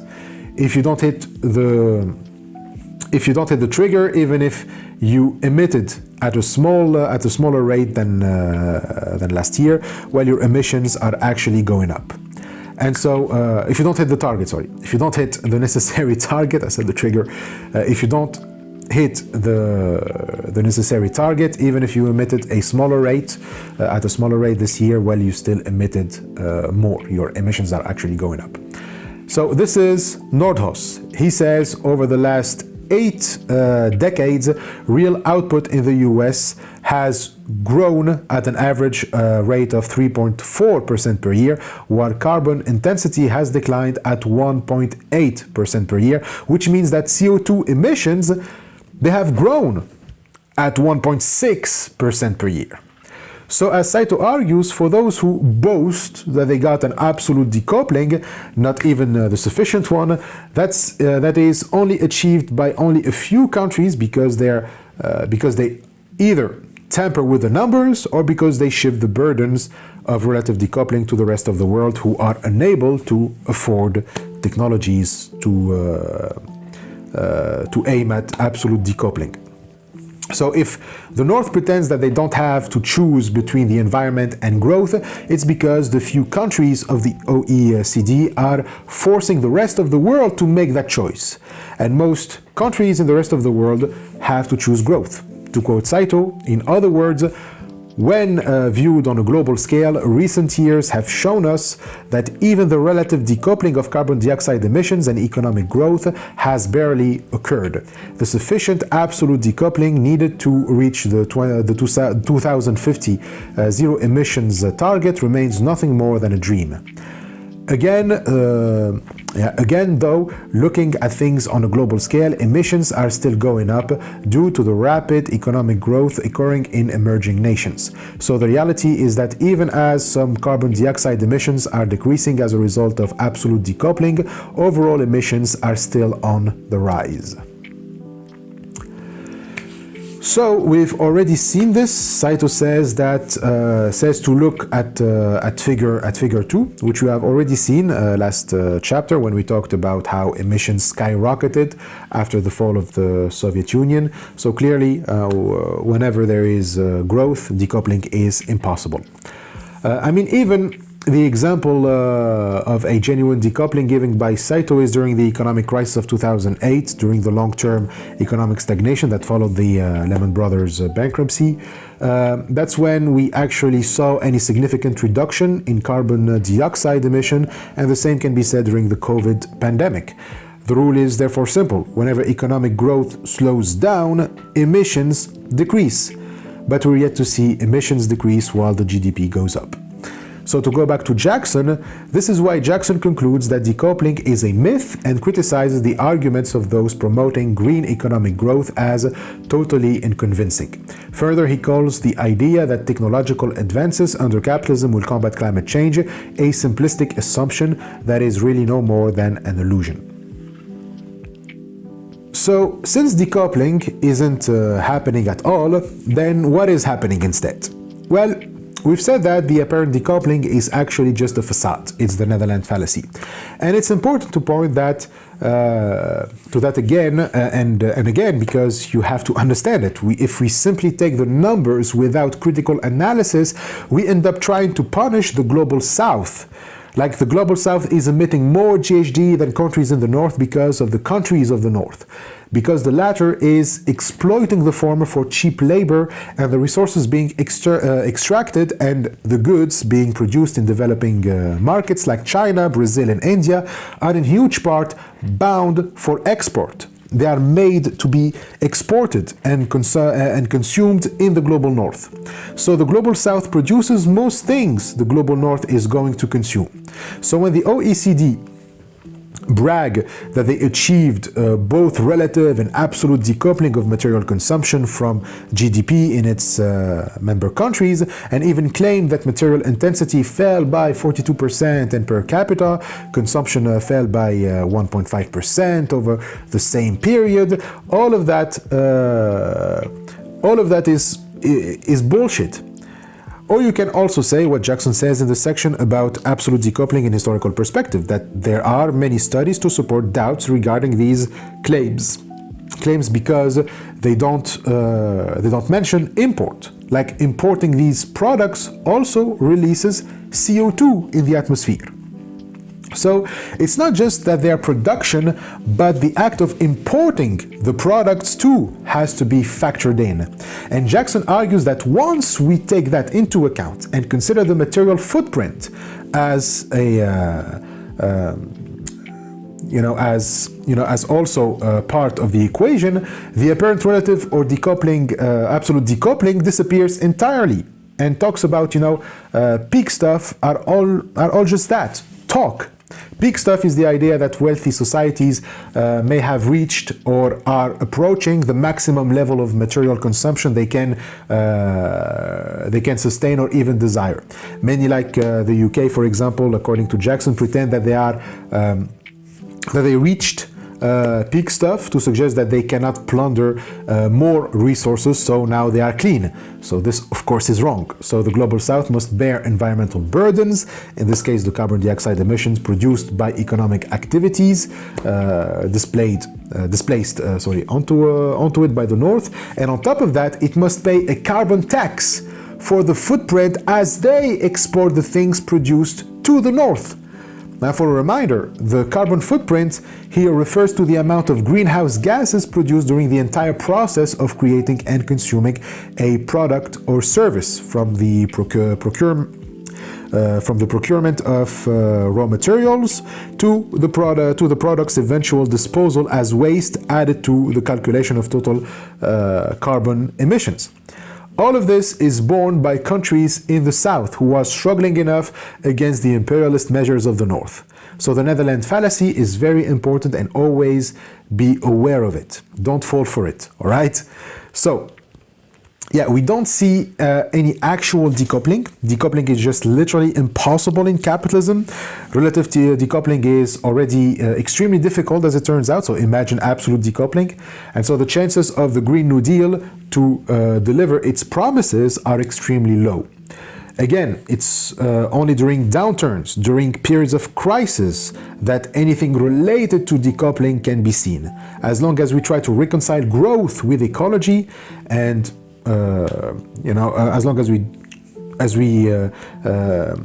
persist in doing that, all we'll be doing is recoupling. Growth and emissions increase again simultaneously. That's because, like we said, growth inherently will lead to more energy consumption, and always look for cheaper ways to exploit that energy. And we can just say that once we exhaust that energy, it's fine, we'll move to another, or we'll find the one that is infinite and eternal. There is no such thing as an infinite energy, and there is no energy that can be renewable fast enough to keep up with the demands of our lifestyle.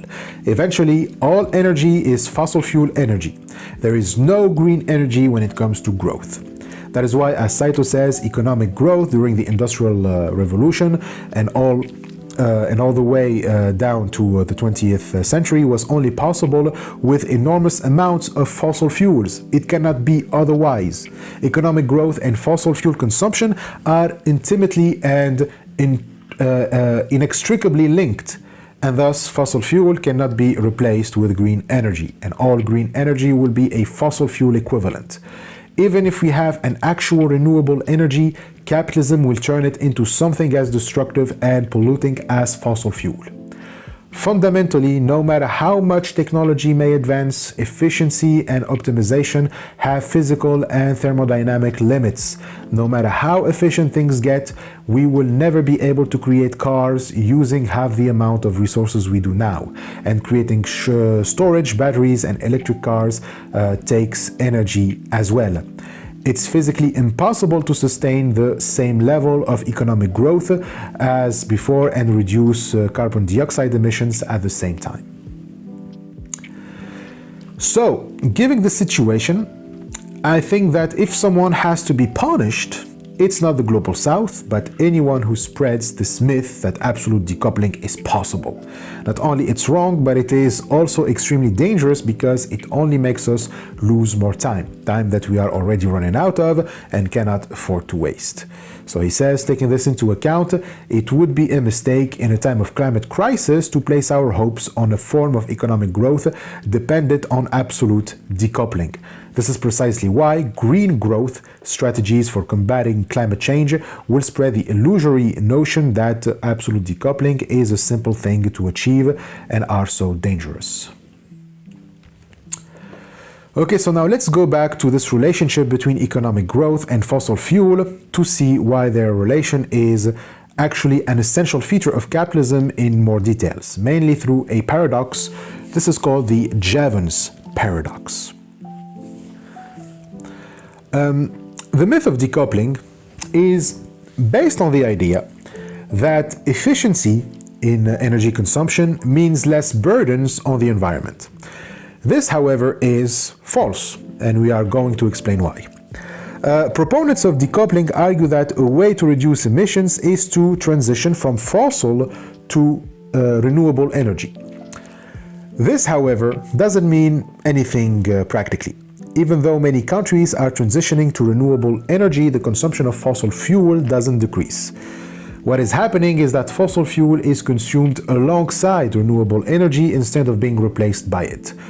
And why? Well, it's because it is not practical to switch for renewable energy since the costs of renewable energy are higher than fossil fuel. Since in capitalistic logic, the goal is to reduce costs of production to a minimum, then you can bet that most businesses and governments will opt for the cheaper option. Don't forget that the only reason we now hear all over the media about renewable energy is because we had to prove that renewable energy still allows you to make profits, just like, with fossil fuel, which means that once you find out that the GDP isn't going up, everyone will switch back to full-on fossil fuel. The deal was, do renewable energy because more money. If the money isn't coming, then the deal is off, right? So fossil fuel will always be involved and more involved than renewable energy. But you can say, well, how about we use it efficiently? Decoupling is first and foremost about energy use, okay? Energy use efficiency, right? We can just use fossil fuel more efficiently. Like we said before about relative decoupling, we use less of it in order to generate as much profits as you need to. And that means that you generate more profit. We can then do it but so efficiently that just from fossil fuel we can get to absolute decoupling. Efficiency would be so efficient that it would mean less emissions and therefore less burdens on the environment. But that's not that's not at all what happens, and this is thanks to a 19th century English economist called William Stanley Jevons and his 1865 book, The Coal Question. The idea of reducing energy consumption through an increase in efficiency isn't new at all. It dates back to Jevons' times. And from back then, he already debunked it, proving that increase in efficiency doesn't lead to a decrease in energy use, but quite the opposite. The example he uses is coal. Back then, everyone was optimistic about how technological advances had greatly improved how efficiently coal could be used, which means that we would need less coal to maintain the same, if not more, production. But the efficiency in coal use didn't result in a decrease in the amount of coal being consumed. What happens is that since you use less of it, the price of coal goes down, making it cheaper. But since it became cheaper, it was then used more in all sorts of ways it hadn't been before, leading to an overall increase in its consumption and to an increased burden on the environment, of course. This is known as the Jevons paradox. Efficiency means a drop in prices, and a drop in prices leads to more consumption, which leads to a bigger burden. The same is true for fossil fuel. Using it more efficiently actually increases how much we use of it. And this is the same with renewable energies. As technology keeps advancing, we will find more efficient ways to use renewable energies to reduce their cost. But then it would lead to an overuse of renewable energy, which again don't exist in an infinite amount. And even if it does, it doesn't mean that you can extract it indefinitely because your environment has physical limits. If the physical world is exhausted, even if that energy is infinite, it still needs a physical support to be extracted and to be consumed and to be used. No matter what kind of energy we use, coal, fossil fuel, or renewables, an efficient use means a cheaper cost, a cheaper price. This also means that the things that we produce are produced efficiently. Since the cost of the energy used to make them dropped, then they'll also be cheaper. So the goods will have a cheaper price, which leads to an overconsumption of those goods, which means that we have to produce even way more of them. So we need we need an even more use of the energy, and quickly we realize that we are not using it efficiently at all. For example, SUVs. SUVs, they are vehicles that are gas guzzling. They require a huge amount of gas, right? But simply because you manage to make them more efficient in their consumption doesn't mean that you will decrease the overall consumption of gas. Because people, well, they will just buy more of them knowing that they'll save a few bucks on gas.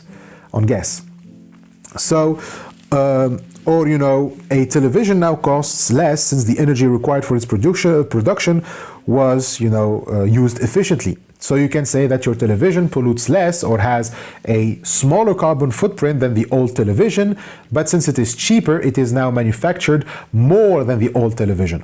So you produce more of it because demand increases now that it is cheaper. People purchase more and more of it. You manage to make a profit and the GDP is booming, but the amount that you produced with the efficient technology or whatever energy or technology results in higher carbon emissions than with the non-efficient technology. You end up consuming way more electricity with your plasmas than with old TV. So as Saito says, no matter how much apparent relative decoupling might occur due to the increased efficiency of new technologies, any such effect will end up being erased by the boomerang effect of increased consumption, rendering the whole effort meaningless. So think about this. The point of having efficient ways to consume energy is actually to increase our consumption of goods and services. The money people save from the efficient energy use is going to be used to purchase more goods. And sometimes it's goods that use up more energy and resources. Saito gives the example of how people who buy solar panels are truly saving money since they have to pay less for electricity. You can say that's a good thing because since we have a free source of power, solar power, we don't need to produce as much electricity by human activity as we have been doing until now. But that's not true, because the money that people saved will be spent on more goods, which requires more energy used to make. Thus, more electricity, more import, more export. So the emissions, they will go up. So you are actually spending the money you saved on things like those huge SUVs. So in the end, all gains from efficiency are rendered moot. And this is what Marx called the technological displacement, which we've seen in the last episode. Companies will always find a way to reinvest any surplus capital they produce, and there is no guarantee this investment will be green. In these cases, relative decoupling in one era leads, ironically enough, to the obstruction of absolute decoupling overall. So, what this paradox of Jevons shows is that you cannot count on market laws to stop climate change, no matter how you try to look at it. So that's why for Saito, green Keynesianism cannot work because it relies on market logic. Sure, the state intervenes, but it only intervenes to reanimate the market, to inject money into it, to keep it going or to orient it in some ways. But at the end of the day, it still puts all hopes on the market. Its point isn't to regulate markets, but to stimulate them. But as we have seen, the market's price mechanism can never function as a way to reduce carbon dioxide emissions. And we can see that through another mechanics of market price. So far we said that since the price of energy goes down through efficiency, that means that we are going to use more of it. But that would mean that demand is going to go up. If it's cheap and it's a precious resource, since it allows for quick production at a low cost, then we will demand more of it. But cheap use of energy cannot go on indefinitely. At one point there is going to be a peak, like in the case of oil. An oil peak is the point in time when the maximum rate of global oil production is reached, after which production will begin to decline permanently. This is developed by M. King Hubert, a geologist who in 1956 predicted that US oil production would peak between 1965 and 1971, and yeah, he was correct. US oil production peaked in 1970. His model became known as the Hubert curve, which shows oil production rising, peaking, and then declining, like in a bell curve, curve shape. Now, what causes this? Well, the price of oil suddenly goes up because oil is a finite resource. The easiest and cheapest oil is extracted first, but as oil becomes harder to extract, it becomes more expensive and less profitable. Also, oil fields decline naturally over time, often sharply after reaching peak output. This means that oil becomes scarce, and yet many rely on it. So when demand is high, but the thing demanded exists in limited amount, its price goes up. But this doesn't mean necessarily that we are running out of oil, but it can also be because a new energy has been discovered, and it is slowly taking ground. So you would rise your prices if you have oil because you want to sell it as fast as you can before the demand for it goes down. But then this can mean a good thing for market fundamentalists, because a peak oil means that people would rely less on oil and will go look for cheaper technologies and alternatives like renewable energy, which, as I said, gain ground, meaning that they gradually become cheaper and thus a viable alternative to oil. Like Saito says, market fundamentalists they look at the problem in the following way. If there is a sharp rise in oil prices, new technologies like renewable energy will become correspondingly cheaper. So the cheaper it gets, the more renewable energy development will advance. As a result, oil consumption will naturally go down. An example of this fundamentalism is Jeremy Rifkin, who adamantly believes that there will come a time when future innovations progress to the point that renewable energy is so cheap that oil will no longer be profitable at all. So here, the market will force agents to naturally consume less oil because it won't be profitable due to the high price of oil. Rifkin even goes on to say that the market price, the market's price mechanism will bring the collapse of fossil fuel civilization once and for all, and this collapse is inevitable. He wrote a book about this, saying that by 2028, fossil fuel civilization will collapse. The book's title is The Green New Deal: Why the Fossil Fuel Civilization will collapse by 2028, and the bold economic plan to save life on Earth. And, well, is it true? Well, Rifkin cites a 2018 Lazard report showing that the levelized cost of energy for large-scale solar and wind is now lower than coal, than nuclear and gas plants. As renewables become cheaper and more scalable, fossil fuel infrastructures like pipelines and refineries, they become economically obsolete. And so this price shift will burst the carbon bubble, creating an economic shock similar to the 2008 financial crisis. And so he warns that hundreds of trillions worth of fossil fuel related assets could become stranded by 2030, which poses massive risks to investors and pension funds, and hence the collapse. This is also called the Great Disruption. And he writes, let's be clear that this great disruption is occurring in large part because the marketplace is speaking. So that was a quote from Rifkin. So the shift is not speculative. Rifkin shows that major sectors, ICT, utilities, mobility, and construction, are already decoupling from fossil fuels and moving towards zero carbon models. He then ends the book with his concept of a third industrial revolution, where digital technologies drive down on marginal costs so much that profit from fossil fuels becomes unsustainable. And so this creates a hybrid economy in which access and services replace ownership and physical goods, further eroding the fossil-based market model. We will come back to all of this, by the way, but the central claim is that by 2028, fossil fuel civilization will collapse. Is this true? Well, we are almost in 2026, and well, no signs of collapsing yet.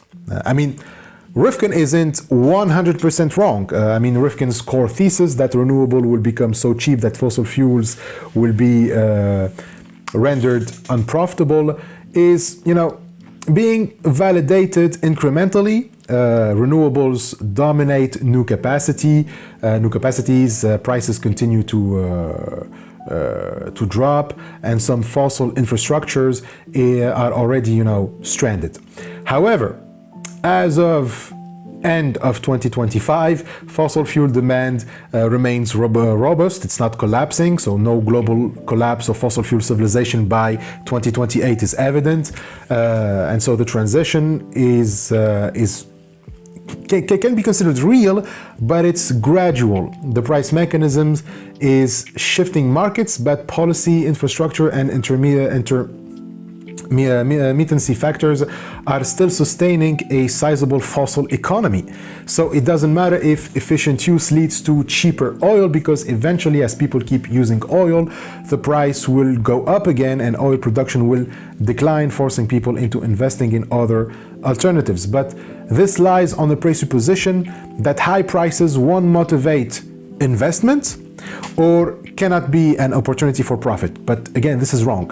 The fact that oil peaks can as much encourage more of its consumption than what the fundamentalists predict is true. As Saito says, under capitalism, a rise in oil prices simply means that previously unprofitable oil sources, such as oil sands and shales that need to be upgraded into synthetic crude, are exploited. Companies convert sharp rises in prices into more opportunities to make money. So after all, Rifkin seems to think that the oil industry, as it sees the growing renewable energy industries gain more market ground and make oil lose its price competitiveness, is just, you know, going to roll over and let itself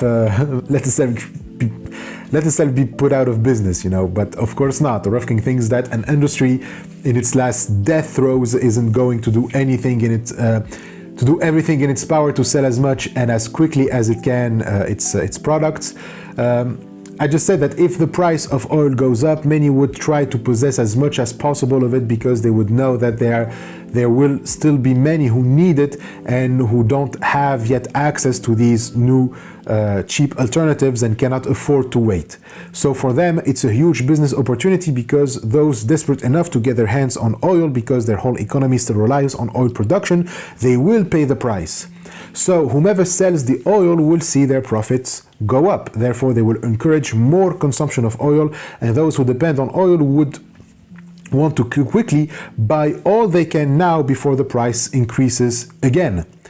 And what would the seller do in that situation? Well, he'll have to accelerate the pace at which he extracts the oil, which means that he will do it rapidly. And every time we try to rush things out of the soil, we often, you know, disregard safety regulation for both workers and environment.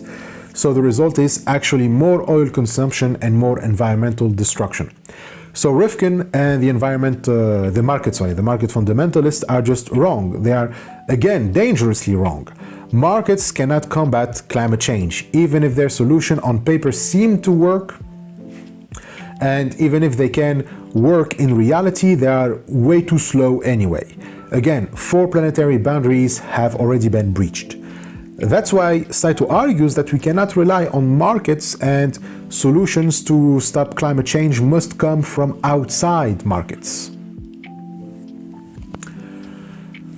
So, no matter how you look at it, it is clear that solutions cannot come from market logic. And therefore, decoupling, which solely relies on markets, cannot be taken seriously.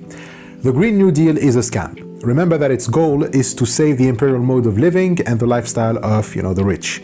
That's all it's good for. It's an ideological tool for the rich to justify their lifestyle and try to gaslight us into believing that the blame for the climate crisis is elsewhere. This is all to deter any attempt to radically rethink the capitalist system. And they will stop at nothing to hide the truth, even deny science. Despite having scientific proof that it is the excessive consumption of the wealthy lifestyle that is causing climate change, those who lead such lifestyle want to convince us that no, their lifestyle is perfectly compatible with environmental measures. Despite knowing that the richest 10% are responsible for more than half of GHG emissions, that the top 0.1% especially has an extremely serious impact on the environment as they drive around in sport cars, hop from place to place in private jets, and maintain multiple mansions. And despite knowing that by contrast, the poorest population in the world are barely responsible for 10% of emissions, the rich avoid all accountability. It is the poor, those the least responsible for climate change, who has to suffer first from the effects of climate change. This again is always denied by the rich as they gaslight us into again and again the Netherlands fallacy. The poor suffer from climate change because they are not smart enough, like us in the north, to transition to clean energy. This is all done despite the fact that back in 2019, a statement issued by 100,000 scientists pointed out that the climate crisis is closely linked to excessive consumption of the wealthy lifestyle, and calling for the radical transformation of the mechanisms by which the present economy functions. You can find the whole article on The Guardian. It's climate crisis, 11,000 scientists warn of untold suffering. We've already touched on this in the previous chapter about the inequality of carbon emission between the richest 10% and the poorest 50%. But you can also read the December 2015 Oxfam study, Extreme Carbon Inequality, both mentioned in the note 39. Like, this is all to say that there is no debate anymore about who's to blame. Like, who holds the responsibility for climate crisis and the rises in CO2. There is like a scientific consensus about it, and so that's it, case closed. It's the rich.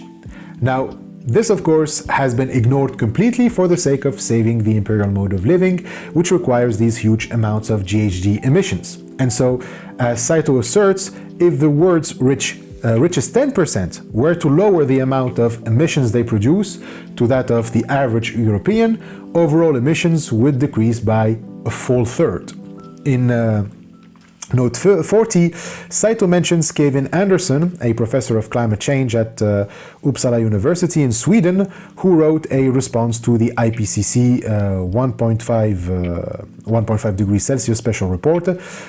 We'll come back to the IPCC, but what is referred to here is a report that they released in 2018 that describes policies we can implement to keep temperatures from rising beyond 1.5 degrees Celsius.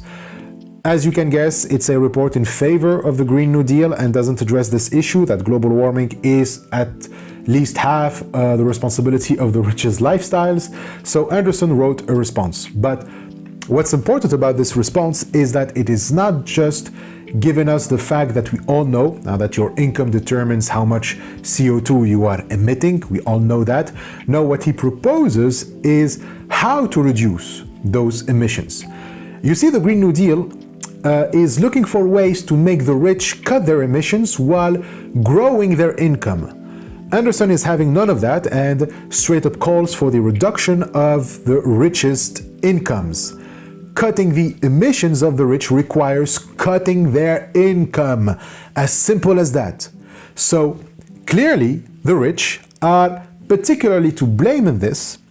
If they are stripped of their privileges, we can genuinely consider a comprehensive transition to a sustainable social infrastructure, because that would buy us more time. But Saito adds that it is not just the 10% at the top, but even those who claim to be middle class that need to be held accountable for climate change. Almost every one of us living in the developed country belongs to the world's richest 20%, and some of those who call themselves middle class are actually part of the 10%.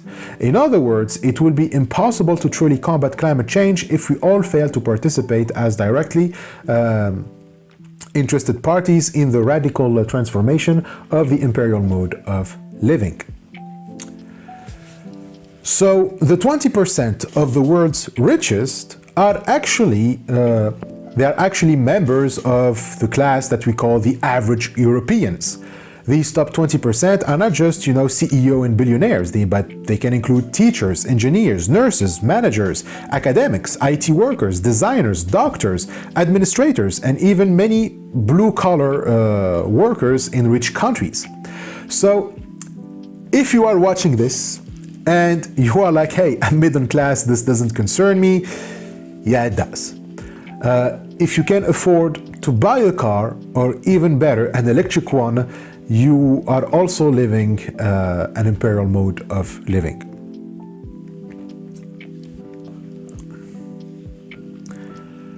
And so this is the perfect time to talk about electric cars. Electric cars aren't made solely for the richest 10%, but also for regular middle-class people as well. They are made to be bought by the average European, by the Nicolas. If you are French, you know, les Nicolas qui payent. Electric cars are sold as proof that decoupling is possible, since they don't run on gas, and so their carbon footprint is smaller than regular cars or large-scale gas guzzling vehicles like the SUVs. Plus, there are great business opportunities, and they create, employment, since they create jobs, hence the reliance on market to solve the crisis.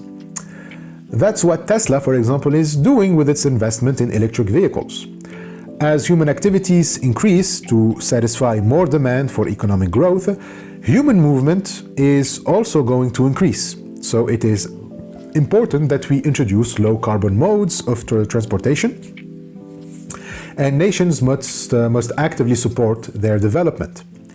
The same goes for the conversion to energy-saving and renewable energy-consuming technologies. But we've already said that this won't work because oil peak and too much human activity can never be sustained by no matter what kind of energy you imagine. But that's not even the whole issue. Producing a car that doesn't pollute, or pollute less than the one that runs on gas, doesn't mean anything if the process to produce it puts as much a heavy burden on the environment that it renders, as we said, all claims to decoupling moot. And I'm not even talking about the fact that you have to produce more electric cars than regular cars. I am talking about what it takes to just make one singular electric car. Okay, well, electric, okay, electricity, it's the battery. And what are these batteries made of? Well, it's made of lithium. You have to think again, another Nobel Prize winner in chemistry from 2019, Akira Yoshino, for creating the lithium-ion-based battery, which are now indispensable for the functioning of smartphones and laptops, and also of electric cars. And here you meet two problems. The first is that large amounts of rare metals are needed to manufacture these batteries. And second, acquiring those metals, you can imagine, is not going to be without environmental consequences. Like proponents of the Green New Deal keep telling us of the importance of energy transition, of switching from dirty oil, coal, and gas is necessary to avert climate chaos. But in note 41, Saito mentions a book co-written by environmental scholars like Kate Aronoff and Naomi Klein, among others, A Planet to Win, Why We Need a Green New Deal, in which Aronoff argues that no one talks about the consequences of this transition. She says on page 147 and 48 that the extractive processes necessary to realize a world powered by wind and sun entails their own devastating social and environmental consequences. Again, they're not saying that we should stick to oil and coal. We need a Green New Deal, but not the one that is being pushed. The one that only cares about the environment, only if it supports growth. So on those pages, we have a discussion about the first metal, lithium, which exists naturally as deposits in many regions in South America. You can find it along the Andes Mountains, the Andes Mountain Range, which goes from through Venezuela all the way down to Argentina and Chile. Chile, for example, with its deposits in the Atacama Salt Flats, is a major lithium producer. But those deposits just don't lie on the ground ready to be plucked. They are actually in groundwater beneath dry regions and require over a long period of time to concentrate. Often they are under salt lakes. And once that groundwater is pumped to extract the lithium, you need to evaporate the remaining water. What does it mean? Well, Aronoff derives her analysis from Sergio Cubillos, the 29-year-old president of the Council of Atacama Communities. It's an association of the 18 indigenous communities that that run the salar de Atacama, from which all of Chile's lithium exports are extracted. And what does Kubilos say? Well, he says that in the salar, lithium mining is sucking up water, diminishing biodiversity, and violating indigenous territorial rights. Let's start with the first one. The process I just described is basically lithium extraction is groundwater drainage. And this is happening all across the Puna de Atacama, the high Andean plateau traversing Chile, Argentina, and Bolivia. Lithium is extracted from brine, meaning salt water underneath the salt flats. We are talking about thousands of tons of liters of water. You need to dry up lakes to take water from underground, which isn't good for fishing. I mean, I think you can guess that. If you rely on fishing in saltwater lakes, or agriculture, or just for the ecosystems and biodiversity in those regions, because you need to pump these waters in great volume. Saito says a single corporation can extract 1,700 liters of groundwater per second. The drainage of such a huge volume of water in an area that is already so dry will obviously have a great impact on the region's ecology. So this is what happened to the population of Andean flamingos, whose diet consists mainly of the shrimp who live in the briny waters of these lakes. Draining the water of the lake means that you shrink the lake, which means that there are less shrimps. So the population of flamingos shrinks too. So you endanger species. And this can easily spiral down into an ecological catastrophe as ecosystems find themselves unbalanced. And if you don't care about biodiversity, as if, disruption of ecosystems won't affect human beings, well, don't forget that those areas have residents who actually rely on the groundwater to get access to fresh water.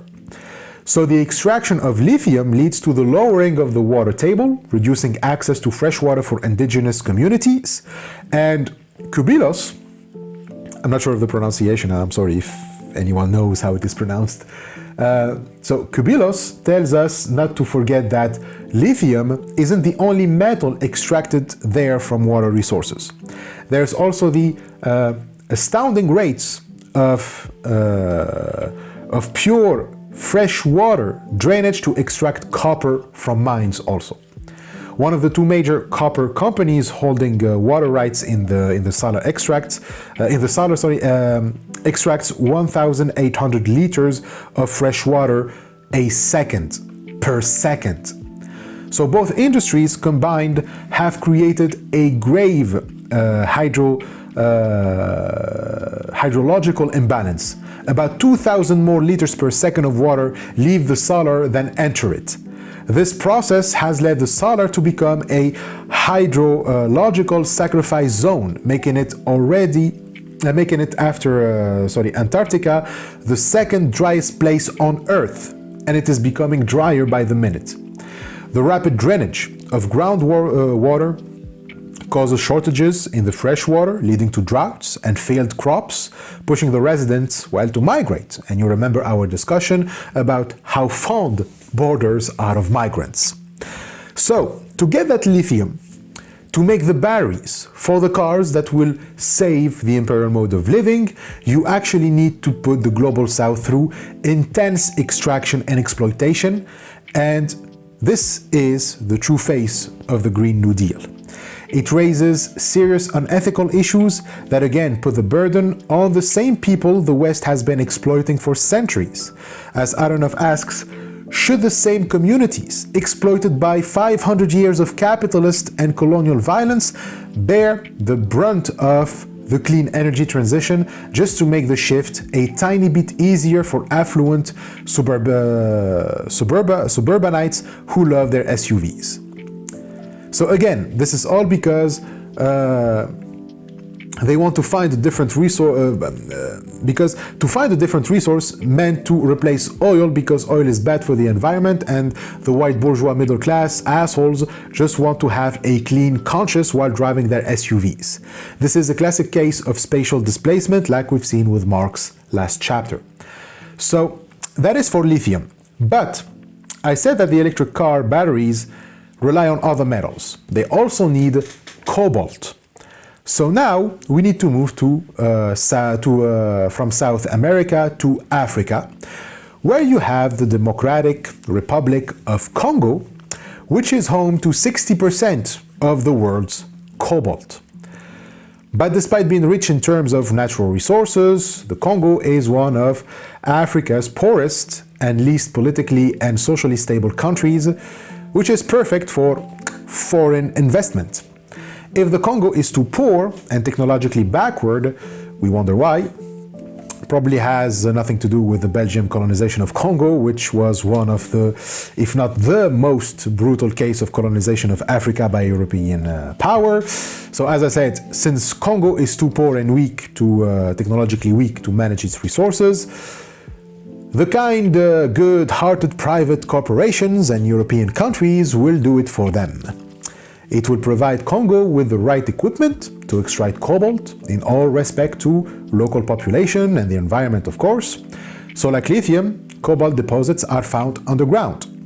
It's deep beneath the Earth's surface, so to extract it you need to mine using heavy equipment and a lot of human labor in all inclusivity, men or women, adult or children.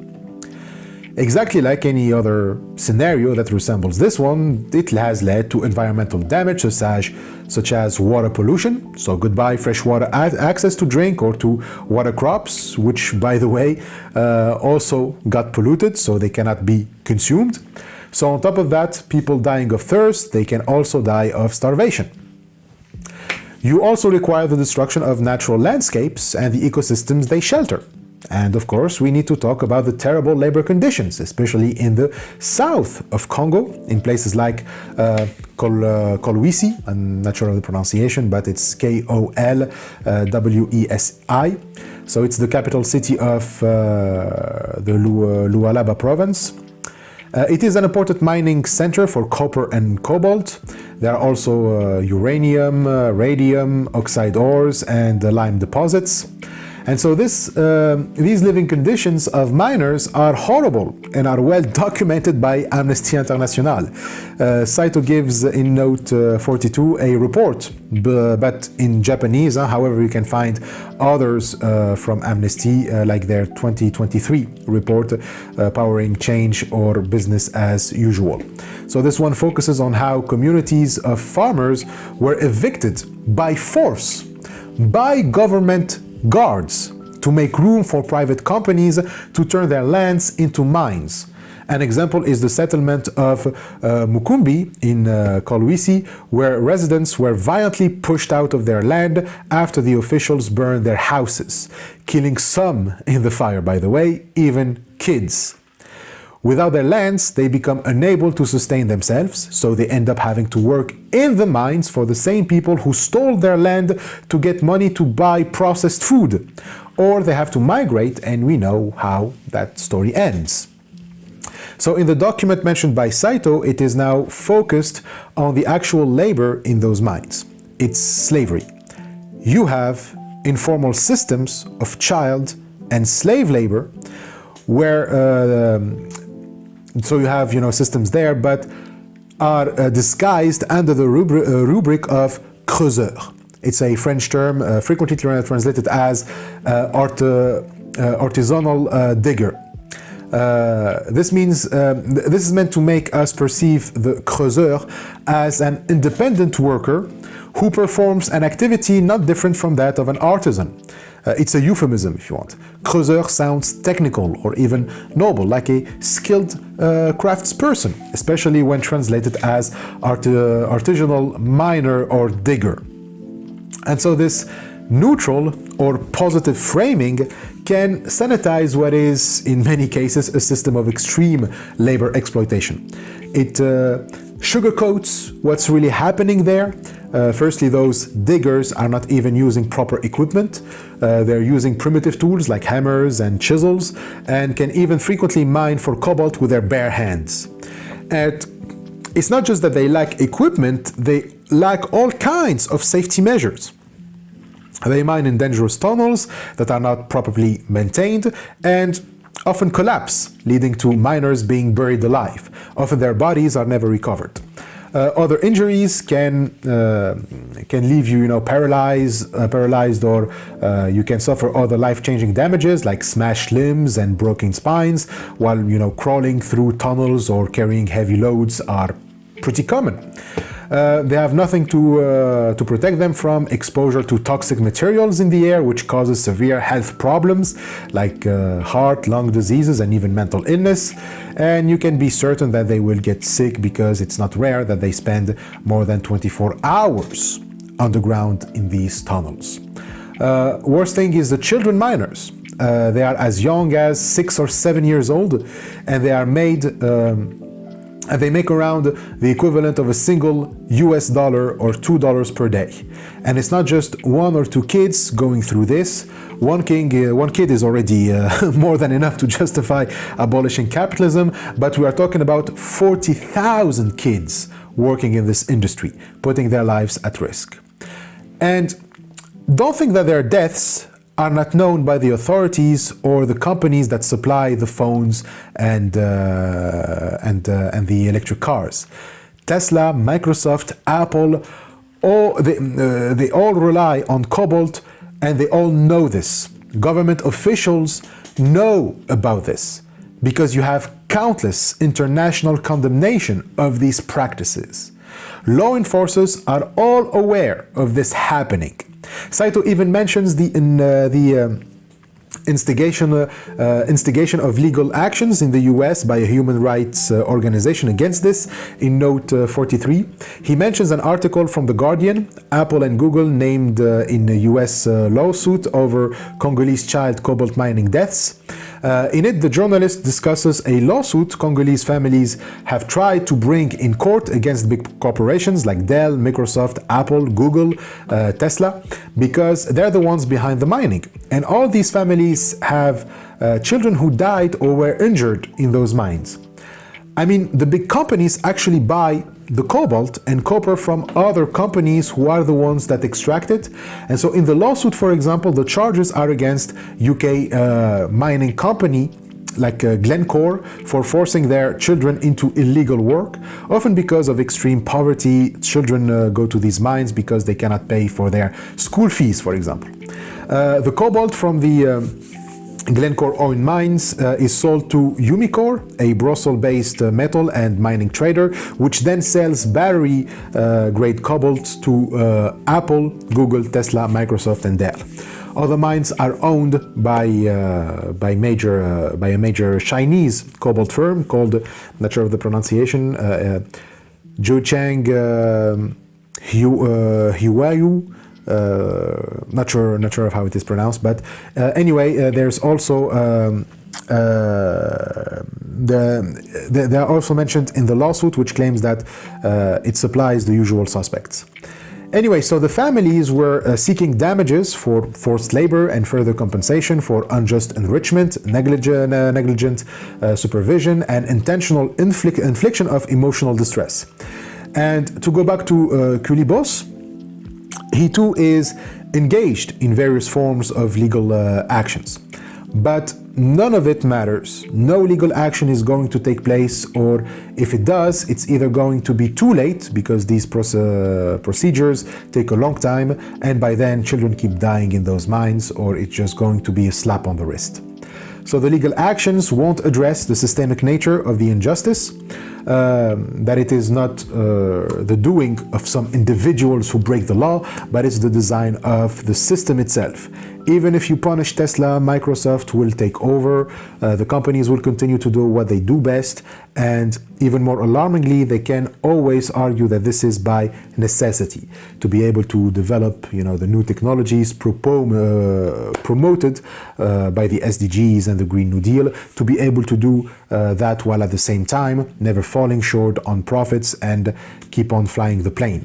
these ruthless measures and the lack of concern towards people's lives are needed for economic growth. We will see, however, in subsequent videos what can be done, that we cannot rely on the law for these issues, but we need direct actions and organizations. So to sum up so far, green Keynesianism follows the same logic we've explored in chapter 1. It shifts the social and environmental costs onto the periphery. What we just described with the extraction of lithium and cobalt is the same thing with the extraction of guano during the 19th century. It's ecological imperialism. All over the world, in the global south, resources are being plundered for the benefits of the north, while the burden of such plundering is externalized to the south. So as the GDP continues to grow, so will the extraction of resources and the demand of products that require those resources. Iron, copper, steel, aluminum, like cobalt and lithium, are undergoing the same process, rendering any attempt at decoupling completely meaningless. Australian environmentalist scholar Thomas Weidman, with a team of colleagues, they conducted research on the use of resources to prove that no, decoupling is happening. And so you can see, for example, here on this graph, you can see the increase of metal production from 1994 to 2019, based on data from US Geological Survey, National Minerals Information Center. Normally with decoupling, these curves should go down. But here we see their sharp increases. The production of iron, ore, and aluminum tripled in 20 years, while copper and steel doubled. So these increases reveal how the MF, the material footprint in the world, is actually evolving as opposed to what is often being communicated by government and private companies. MF is an indicator used by Wildman and his team in their 2015 study, The Material Footprint of Nations, published by the PNAS, the Proceedings of the National Academy of Science. In it, they define the MF as the global allocation of used raw material extraction to the final demand of an economy. So it doesn't just rely on the actual physical movement of materials within and among countries, like in standard indicators. Instead, the MF enumerates the link between the beginning of a production chain, where raw materials are extracted from the natural environment, and its end, where a product or service is consumed. The most comprehensive and most highly resolved economic input-output framework of the world economy, coupled with a detailed database of global material flows to calculate, the full material requirements of all countries. In other words, the material footprint, the MF, provides a consumption perspective of resource use and the actual resource productivity of nations. It tells you how much a nation is actually using their resources and their impact on the environment. And so this includes uses of domestic resources as well as imports and exports. Sometimes it's called the ecological footprint. Victor, for example, calls it in Managing Without Growth, the ecological footprint. Remember our discussion earlier about how some nations want to pretend that they are reducing emissions simply because they show you their DMC, their domestic material consumption, but don't say much about other factors. And so this is it.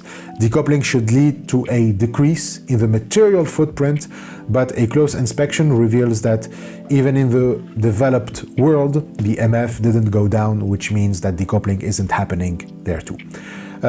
It goes down if you look at the DMC. It means if you look at a developed country's consumption of its domestic material, meaning its use of resources on its own territory, then yes, the country is consuming less of its resources, but that's because it is making other countries, less developed and less politically stable countries, use their material for the production of what is consumed, or because they are only, factoring in land use and other technology of extraction, which its production also produced, produce emissions. And even if you want to put that on the account of the developing countries, Well, you can't also do that without the resources used for import. All the energy consumed by planes and boats to import those goods from the periphery to the core, that has to be put on the account of the core. And so once the MF of the resources used is in importation is added in, it ends up taking approximately the same proportion of the real GDP of every nation in the world. In other words, says Saito, the relative and absolute decoupling occurring in the developed world is only ever temporary, and what has actually been happening is a recoupling of the GDP and its material footprint. So here are some concrete numbers about how bad things are. This is from the circularity gap report of 2020. It is an influential annual report published by the Circle Economy think tank. It evaluates the state of the global economy in terms of circularity, that is, how much of the materials we use are cycled back into the economy instead of being wasted. It offers both a diagnostic of global resource use and policy recommendations for achieving a more sustainable circular economy. In contrast to the linear economy, which is take, make, and waste, a circular economy aims to reduce waste and pollution by keeping products and materials in use.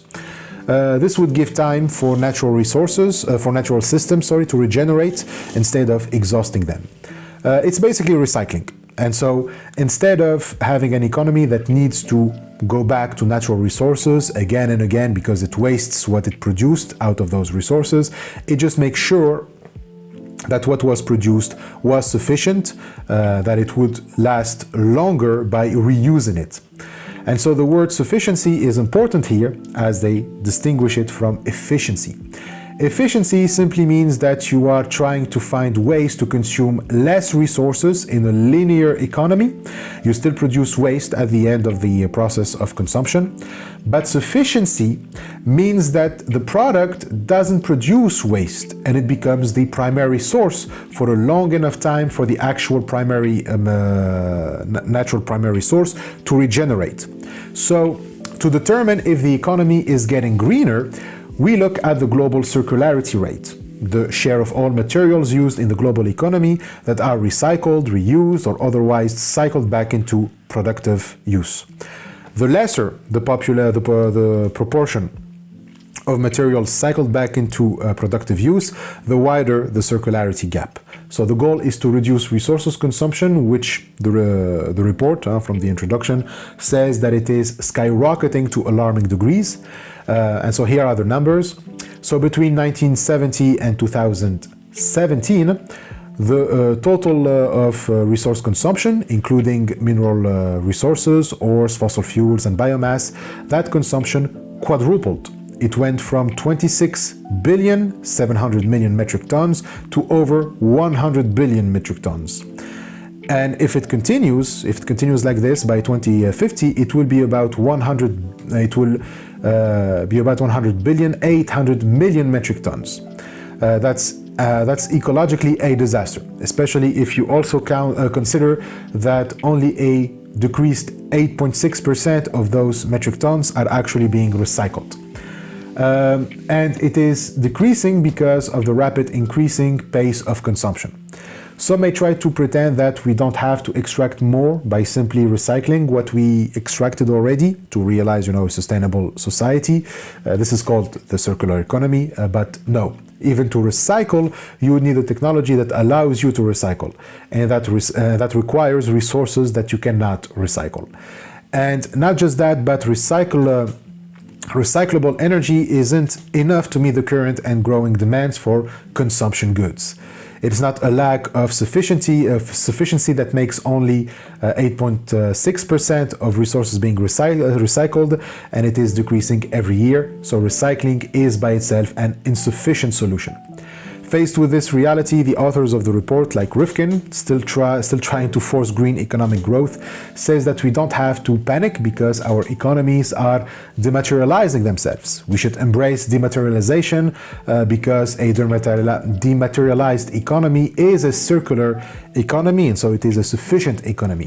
What they mean by this is that by the developed world's recent shift to information and communication technology, ICT, and service industries, we would rely less on material consumption.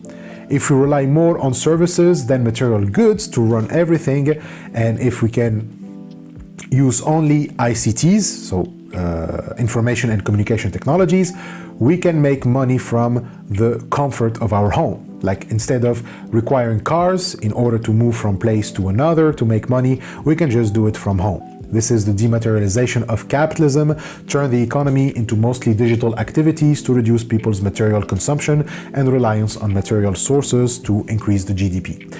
But again, this is not happening, and we will come back to it at the end of the video.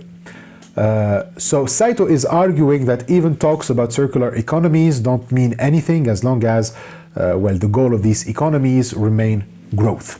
No matter where you try to run, no matter what space you try to use as the source for economic growth, it will always circle back to material resources being used in ways that exceed planetary boundaries. So all this talk about green growth is just lip service.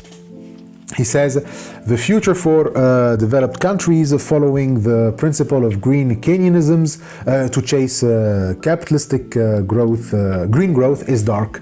It certainly may be the case that individual countries will adopt economic policies they proclaim to be green, but the plunder of the periphery is only intensifying. So what sort of cart before the horse version of green is this? Green how and for whom? The fact is that it's extremely difficult to avoid this kind of boomerang effect, as plunder itself is the basic ingredient necessary to protect the core's environment. So, this is all to say that no matter how much you want decoupling to happen, it's not going to happen. Because the issue is growth itself, which relies on a certain style of consumption that doesn't recognize any limit. The problem is in what Saito calls our present culture of consumption. The imperial mode of living, its standards, are simply not compatible with the Earth's resources. So simply converting everything that we own to an eco-friendly version doesn't make sense. If you go to a household that owns 2 cars and be like, take those gas vehicles and replace them with electric ones from Telsa or Ford, that doesn't solve the problem. The problem is that our lifestyle and the consumption it requires are unsustainable, whether green or not. All it does is simply paint the reality green to justify and perpetuate itself. As Saito says about the measures taken in the developed world for decoupling, the whole Tesla electric car bullshit, all of this, quote, signals nothing more than the continued strengthening of our present culture of consumption, which will only lead to an increased waste of resources. It is when all is said and done, simply another classic example of greenwashing. So like we've seen with the case of batteries, replacing everything with electric cars means that instead of destroying the environment for fuel, you will do it for the necessary metals to make the batteries. And we will do it even more quickly because of the Jevons paradox. So the emissions will not decrease, and Saito refers to a 2019 book by Samuel Alexander and Brendan Gleason, Degrowth in the Suburbs, A Radical Urban Imagination, in note 47, where they bring the data to support that. They argue on page 77, for example, that by 2040, the number of electric cars is expected to rise from 2 million to more than 280 million. When we see the carbon footprint of those 280 million cars to produce, we find, according to the IEA, the International Energy Agency, that carbon dioxide emissions will decrease by just 1%. that's so insignificant that we can only take it as a joke. Not only that, but in the same paragraph, Alexander and Gleason say that EV, electric vehicles, won't induce any oil peak demand, meaning that they won't cause oil demand and use to reach their maximum level and start to decline. Instead, EVs will cause an increase of oil consumption in other areas of the global economy like shipping, trucks, aviation, petrochemical industry, etc. It's not just cars that run on oil, but all kinds of vehicles. And if car industry switch to renewable energy, then they'll leave more oil for the other industries that still rely on oil and will exploit it even more. And furthermore, in the same footnote, Saito says this. Electric cars, of course, contribute more to the reduction of carbon dioxide emissions than gas-powered cars, but one reason emissions aren't going down is the continued proliferation of gas-powered cars due to economic development in emerging nations. So again, this is explained by the Jevons paradox. Since gas-powered vehicles companies will try to sell as much as they can to counter the electric car companies, because again, competition, even if at the end the electric cars will win, the battle will result in even more emissions. It's like you come up with the less polluting energy, but your competitors are going to go all out to save their business. So before we can really say that emissions are going down, there is this period of business war between the competitors where emissions will go up. Your competitor will increase his emissions, which counters the decreases in your emissions. So globally, by the time we get to the period where we all use your energy and emissions decrease, it would be too late. It would be only after we inflict even more irreversible damage on the planet because of that business war. So let's not also forget that this war will take place in the global south, since everyone there can only afford gas-powered vehicles. Not just because they remain relatively cheaper for them until electric cars actually arrive at the south, but also because they don't have the infrastructure yet to use electric cars. They still rely on gas stations and mechanics familiar with gas-powered vehicles.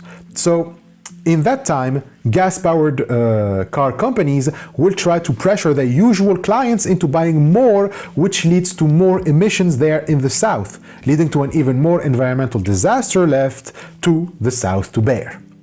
And even if by some magical scenario you skip this period of business war and jump right into the period where every single car in the world was replaced by an electric one, carbon dioxide emissions still wouldn't fall to zero because of what is required to extract the material needed for the increasing production of large-scale batteries. So as long as production and consumption are fostered by capitalistic growth, reducing carbon emissions to zero is nearly impossible. All we do is transferring a problem to another. Thus, the production process of green technologies is everything but green. At note 48, Saito points to the book The Rare Metals War, The Dark Side of Clean Energy and Digital Technologies by Guillaume Pitron. So because the guy is French, it's in chapter 2, which explains why they're not green at all. And so that chapter focuses on electric cars and solar panels. Basically, electric cars and solar panels have significant hidden emissions by displacing those emissions elsewhere. He points to that these green technologies that allow us to consume more water than coal-fired plants, and electric cars require rare metals extracted and refined through ecologically destructive processes. So that digital technologies worsen the problem. Far from reducing material consumption, they increase energy demand and rely on even more rare metals, thus exacerbating the issue. And the pollution is constantly outsourced, thus rendered invisible. like I recommend the book. I loved its title in French, La guerre des métaux rares, and that's the literal translation of the title, the war of rare metals. It underscores the geopolitical, economic and environmental and even technological conflicts emerging around the whole global demand for rare metals that are often swept under the rug. And so these conflicts, they arise because resources that are essential for the energy and digital transitions are scarce, and they are unequally distributed, and they are ecologically costly to extract. So ultimately, you will have wars to get control over these metals. For example, rare earth elements like neodymium, dysprosium, and terbium. China currently dominates their production and refining, controlling over 90% of the supply in some cases. And so this gives China significant strategic leverage over other countries, especially southern countries, that depend on these materials for both civilian and military technologies. This doesn't mean that we mustn't transfer to electric cars or solar panels. Saito says that it is a necessity. We need to use electric cars, we need to use solar panels, we need the energy transition. What he is saying, however, is that using renewable energy for the purpose of growth is what is preventing us from reducing emissions below planetary boundaries. Our mistake is to believe in sci-fi futurist scenarios, in techno-optimism, where we believe that all of our crises can be solved by technology and innovation. This is not a call to return to primitive lifestyle or abandon technology. Saito criticizes techno-optimism, the kind you see in movies, not technology. Because let's be real, all the sci-fi scenarios that we see in movies where humankind has mastered nature to the point where with technology he can make it infinitely abundant and use her however he wants without facing any negative consequences is the ultimate fantasy of the imperial mode of living. As long as we long to it, all the promises of green Keynesianism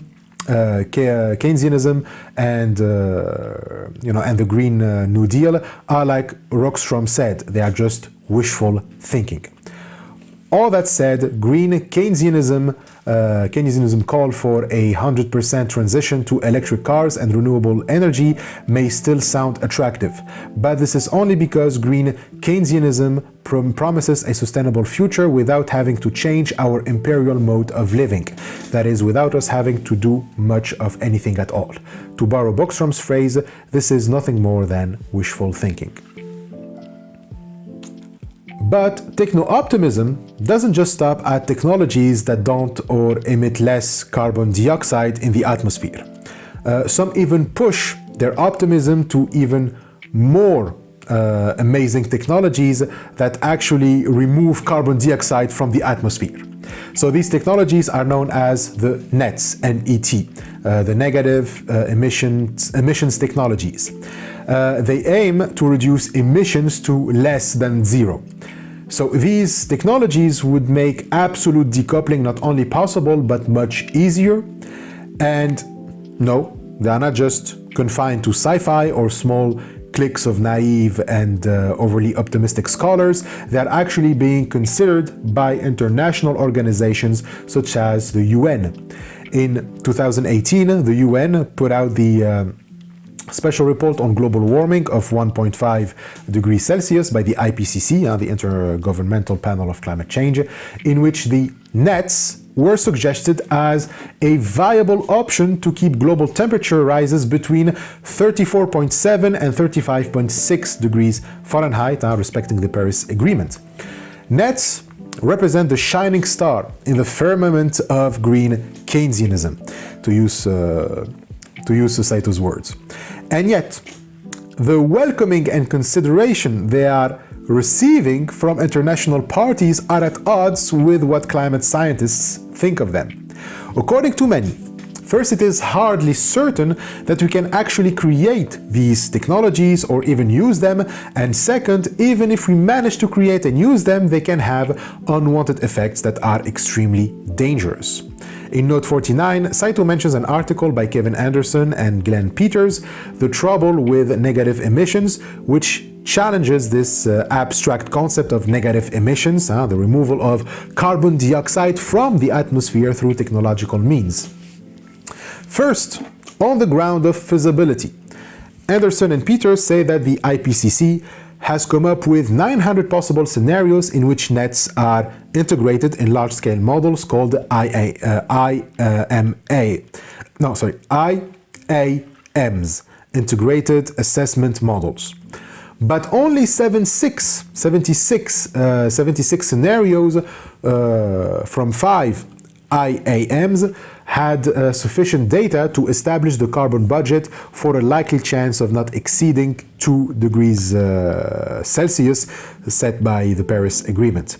Their estimations rely on carbon budgets, how much CO2 can be emitted across the remainder of the century to keep warming below a given temperature level. And so they placed it at 600 to 1,200 billion metric tons of CO2. This means that from 2016 to 2100, we must not consume more than 1,200 billion metric tons. Annually, if our emissions stay steady from 2016 to 2100, it means a budget between 7 to 14 billion metric tons. In 2015, we've already consumed 40 billion metric tons. This already must make us, feel skeptical, because we are trying to create a technology so performing that it will cut our carbon emissions by 3/4, while our best technologies are at 40 billion metric tons. We have nothing like this for now, okay? This can only be a future technology which will take a lot of time and research and investment, and the IPCC knows it. Anderson and Peters say that this is all speculative. But because of that, the IPCC is putting the world at great risk. It's basically telling us to keep doing what we are doing for now and invest and put our hopes in research and development so that in the near future, we'll find this miracle technology that will get rid of these costs. Just trust in the future. We'll find the cure to fix everything. So it is postponing the need for rapid and immediate mitigation. There is no reason to stop the ongoing combustion of fossil fuels, because soon enough we'll find a technology that will absorb all of the carbon will still be emitting in the following years. And so this allows the IPCC to dodge all kinds of serious criticism and questions about carbon neutrality, land availability, competition with food production, and competing demands for bioenergy from the transport, heating, and industrial sectors. For example, the authors, they stress that questions about the logistics of collating and transporting vast quantities of bioenergy is seldom addressed. There are studies that suggest that although nets can be feasible, they are at best feasible only locally but not globally. So how are you going to transport it to the regions that don't have it or cannot produce it? An example of a problematic net is the BECCS, the BECCS. It stands for Bioenergy with Carbon Capture and Storage. So this is a biomass energy that is supposed to reduce carbon dioxide emissions to zero and remove it from the atmosphere, but then store it, because you have to store it somewhere, you have to store it underground or in the ocean. So by reducing emissions to zero and then remove carbon from the atmosphere, you bring emissions level down to less than zero. But the problem is still not solved. If we claim that the BECCS are a thing, what would happen is less restriction in human activities. And so growth would certainly amplify at an even faster pace. And again, it is the goal of the Green New Deal, which means that the BECCS need to keep up with the growing GDP and expanding human activity. This is still to be proven. And even if we were capable of keeping up and meet the demand of our expanding economic activity, well, we said that it requires biomass. We said that it requires the biomass energy to work. So even if we can produce the necessary amount of this energy to make the BECS efficient, we need to address the cost of that energy. Not in terms of money, because if they are even considered internationally, it means that it doesn't cost that much. I mean, what will it cost us socially and ecologically? That's how someone who is not an economist or a capitalist, meaning a sane and decent person who gives a shit about other people's lives, would evaluate costs and benefits. Well, it turns out that the amount of biomass energy required to hit the target of keeping global temperatures from rising more than 35.6 degrees Fahrenheit, and more honestly to sustain the imperial mode of living, requires an enormous amount of land needed to produce it. We are talking about farmlands twice the size of India. How exactly are you planning to secure that much land? Are you going to force locals out of their lands, which they rely upon for food? Are you going to go to India or Brazil, because we know that's where these farmlands will be, and push the people out? Or are you going to take a trip and slash through the Amazon rainforests, which, in case you didn't know, these are already natural nets. They are literally absorb the carbon from the atmosphere. So you're going to destroy natural reserves of NETs, of nets, which will add more dioxide into the atmosphere, that it will increase emissions to make an energy to remove not just the carbon already present in the atmosphere and the emissions from other human activities, but also the emissions that you just added by clearing the rainforest. And I mean, we're not even done. There is more, because once you secure the farmland, you also need the facilities to produce that energy. You need biomass power plants, like nuclear plants, and you need to make them run. You need water for that. Production of biomass energy requires enormous amount of water.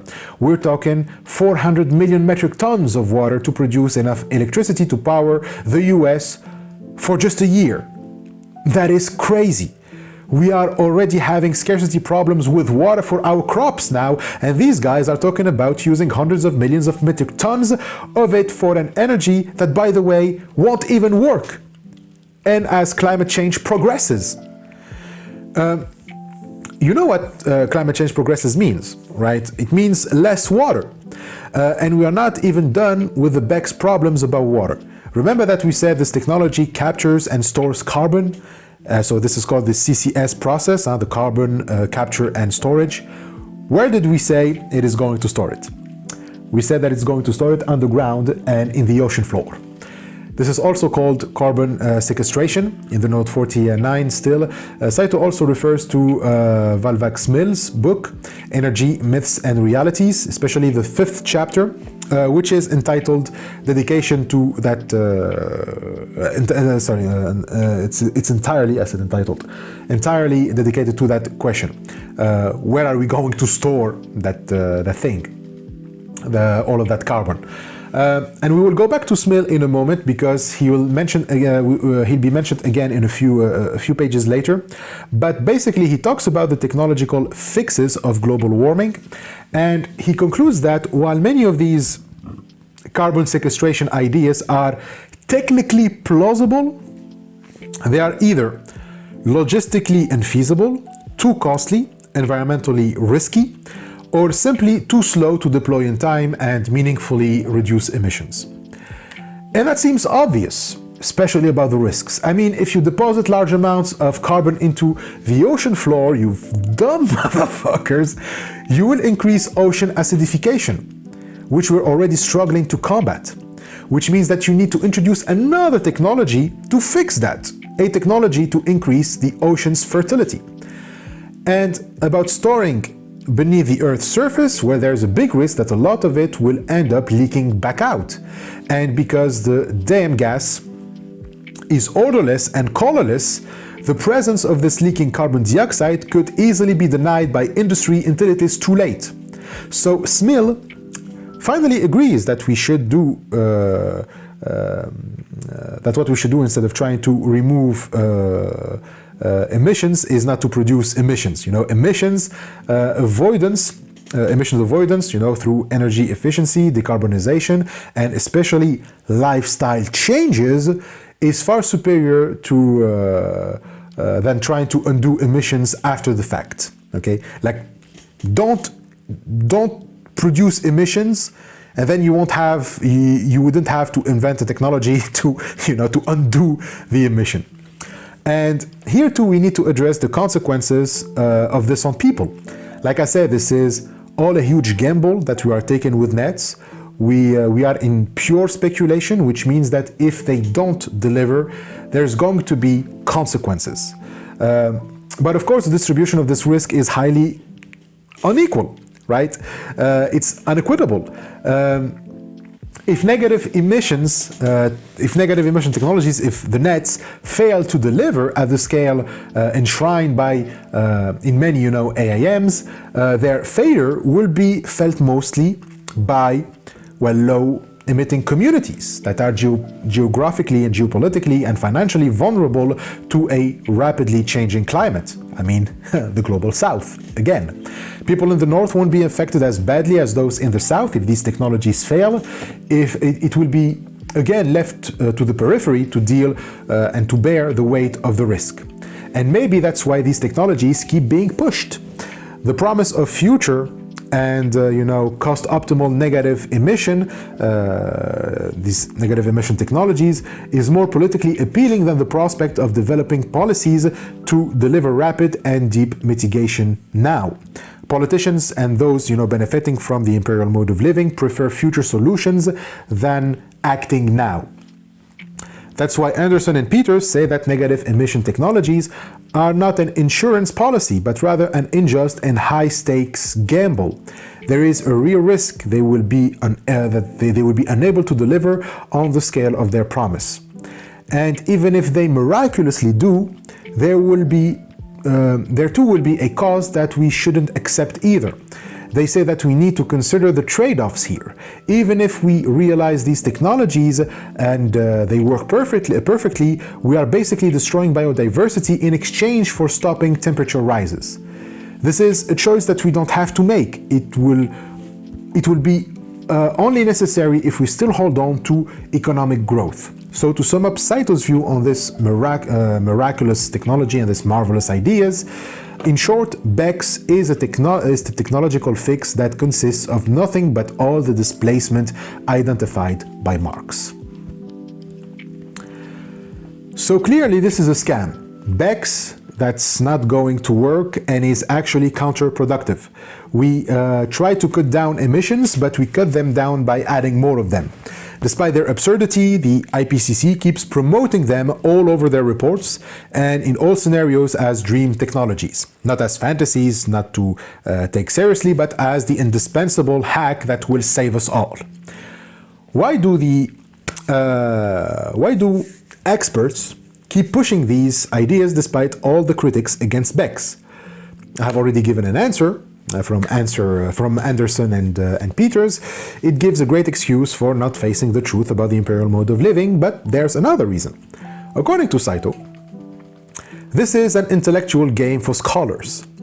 Let's see who comes up with the best, most sophisticated sci-fi scenario while the real world burns, just because it is intellectually stimulating. Sometimes experts, they like an impossible challenge. Like give some intellectuals a contradiction, but insist that it has to be solved, and just watch them come up with all kinds of theories and equations to jerk off their big brains. Kind of like scholastic philosophers trapped in ivory towers, and instead of just admitting that the problem that they are trying to solve is just contradictory and should be discarded, no, they persist in it.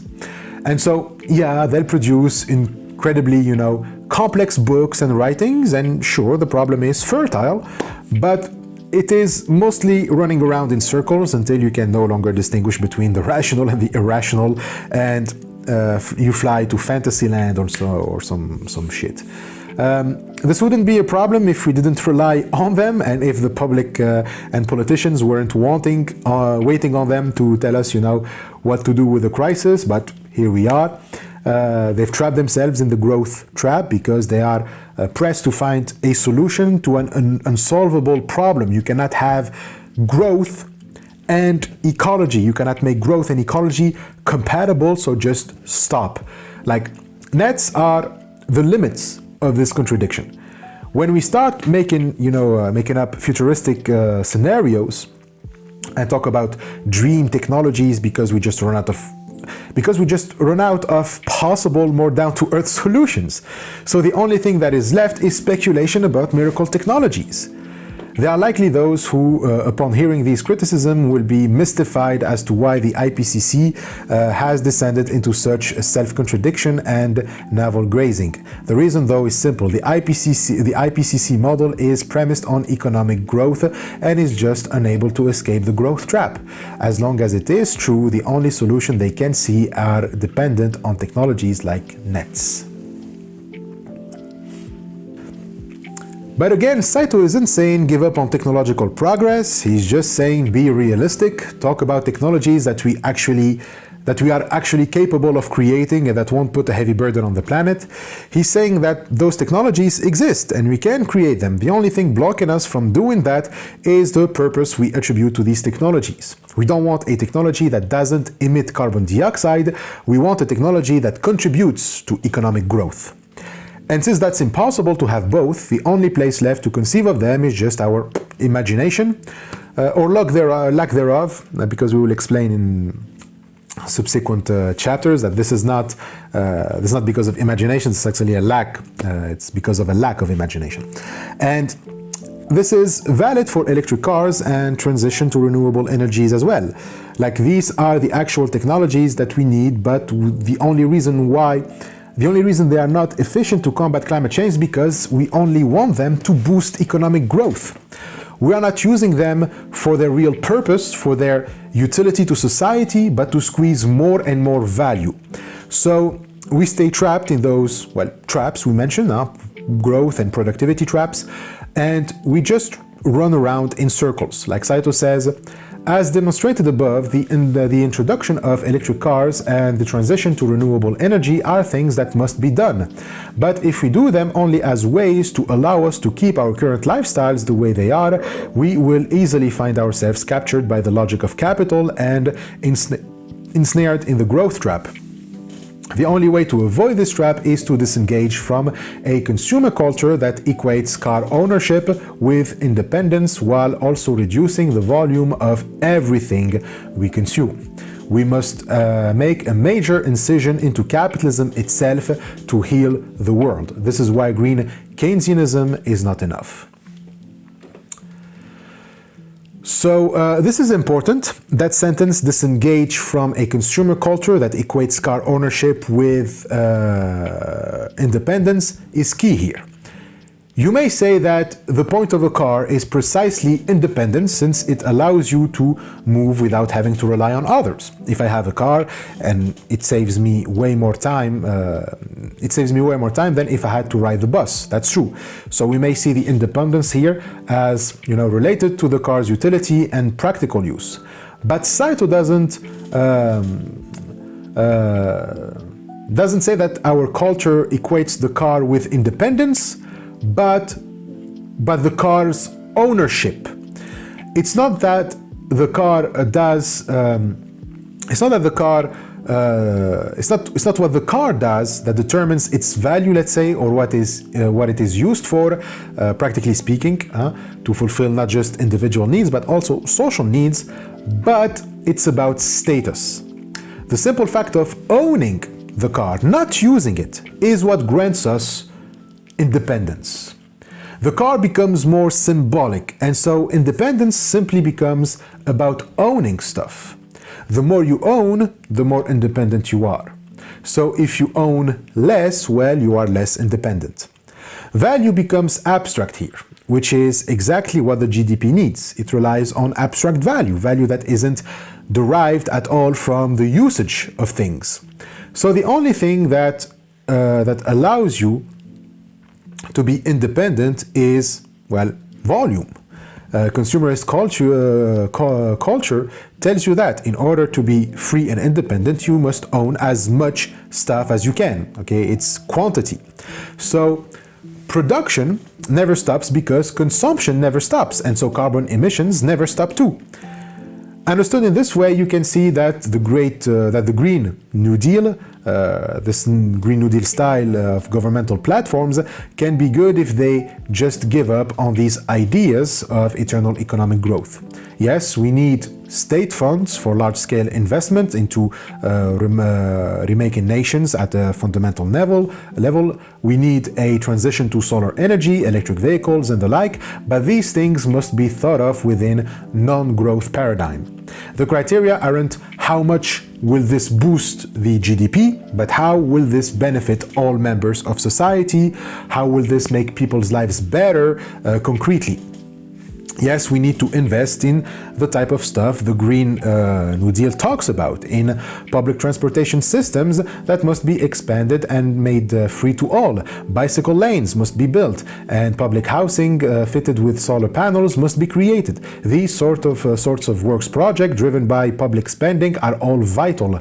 But these things are simply not enough. It might sound counterintuitive, but the goal of any Green New Deal should not be economic growth, but rather the scaling down and slowing down of the economy.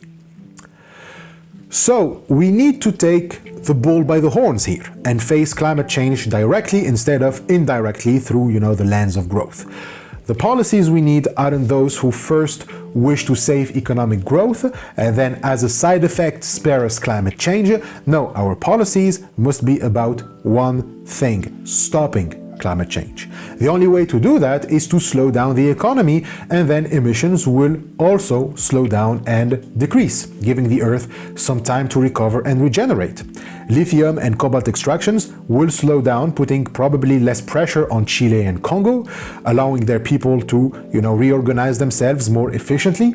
And true, environmental problems will nonetheless still surely occur, but like we've seen during COVID, it is still better than the situation we are in or headed to. The verdict about green Keynesianism has been reached. By contrast, the only thing left to say at this point about the Green New Deal proposals aiming to promote unlimited economic growth is the road to extinction is paved with good intentions. So the phrase parodies the proverb, the road to hell is paved with good intentions. And here Saito uses it from the tagline of a 2019 documentary film called Artificial by the company Patagonia. So Patagonia is a retailer of outdoor recreation clothing, equipment, and food in California, founded in 1973 by Ivan Chalnard, an American rock climber, environmentalist, and businessman. It claims to be a green company, and it's about raising social awareness about environmental issues, but it had its fair share of controversies, like they benefited from the use of forced Uyghur labor in China, some human trafficking in Taiwan, and that the water repellents in their outerwear turned out to be carcinogenic, meaning that their clothes can cause cancer. But these controversies aside, the company also has produced films, documentaries about environmental issues, and the one that Saito quotes, the one from which he quotes that modified proverb, is from Artificial, with fish in artificial, like fish, like fish. It's the fish. It's the animal.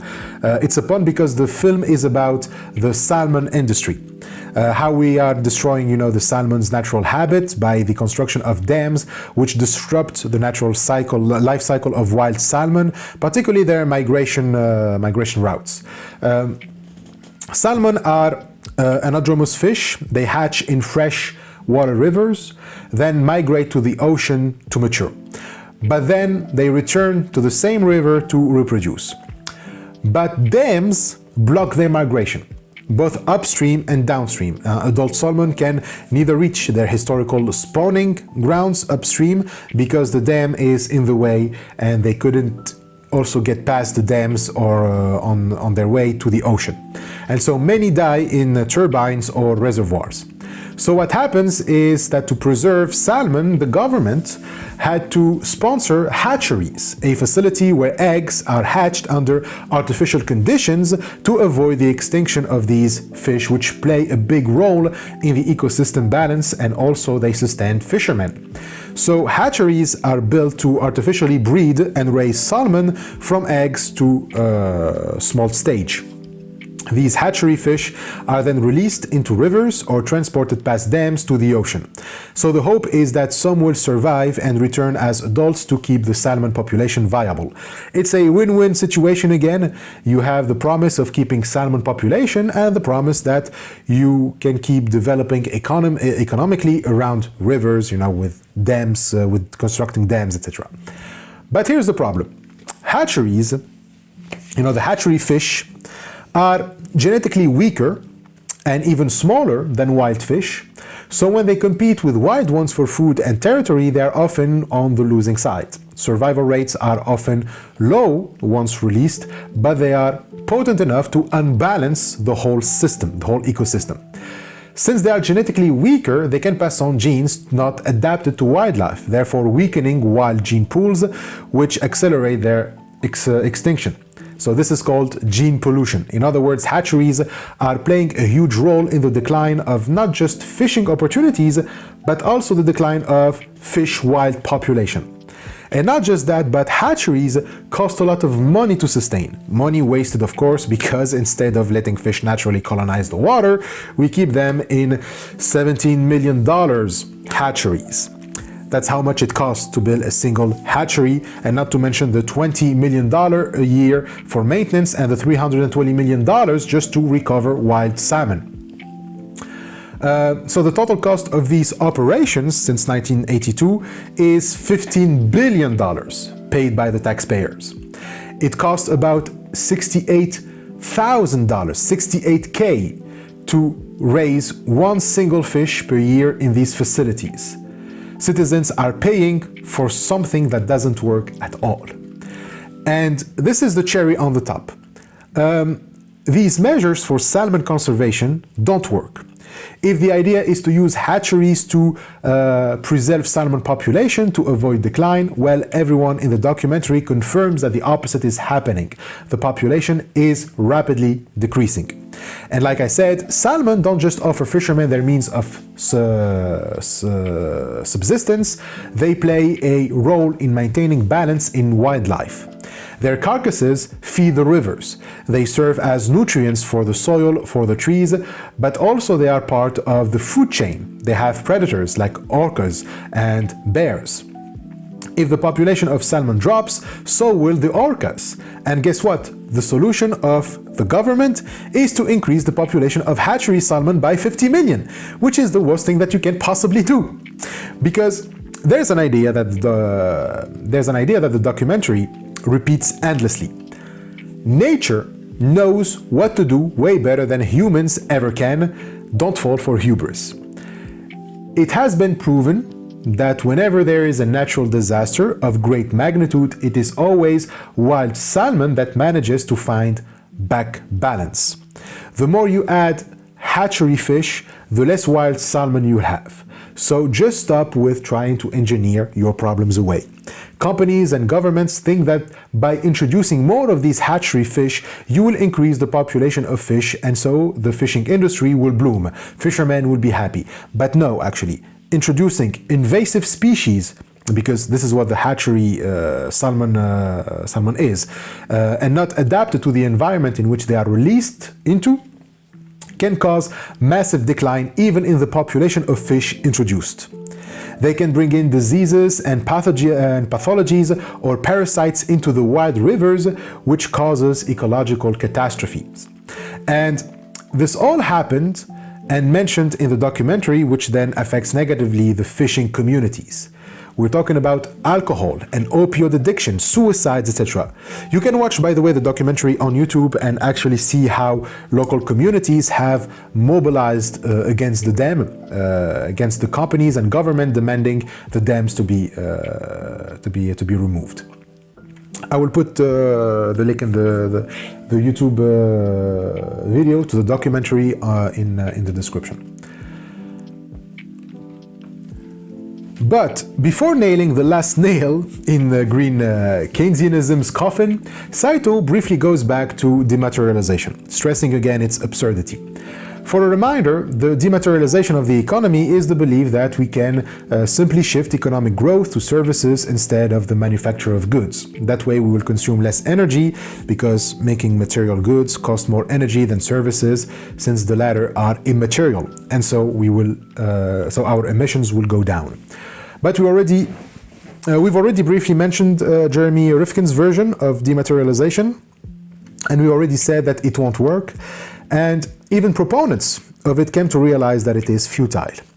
There are many scholars and researchers who have come to similar conclusions in recent years. For example, Vaclav Smil, a Canadian professor reportedly beloved by Bill Gates, clarified his position thus in his 2019 book, Growth.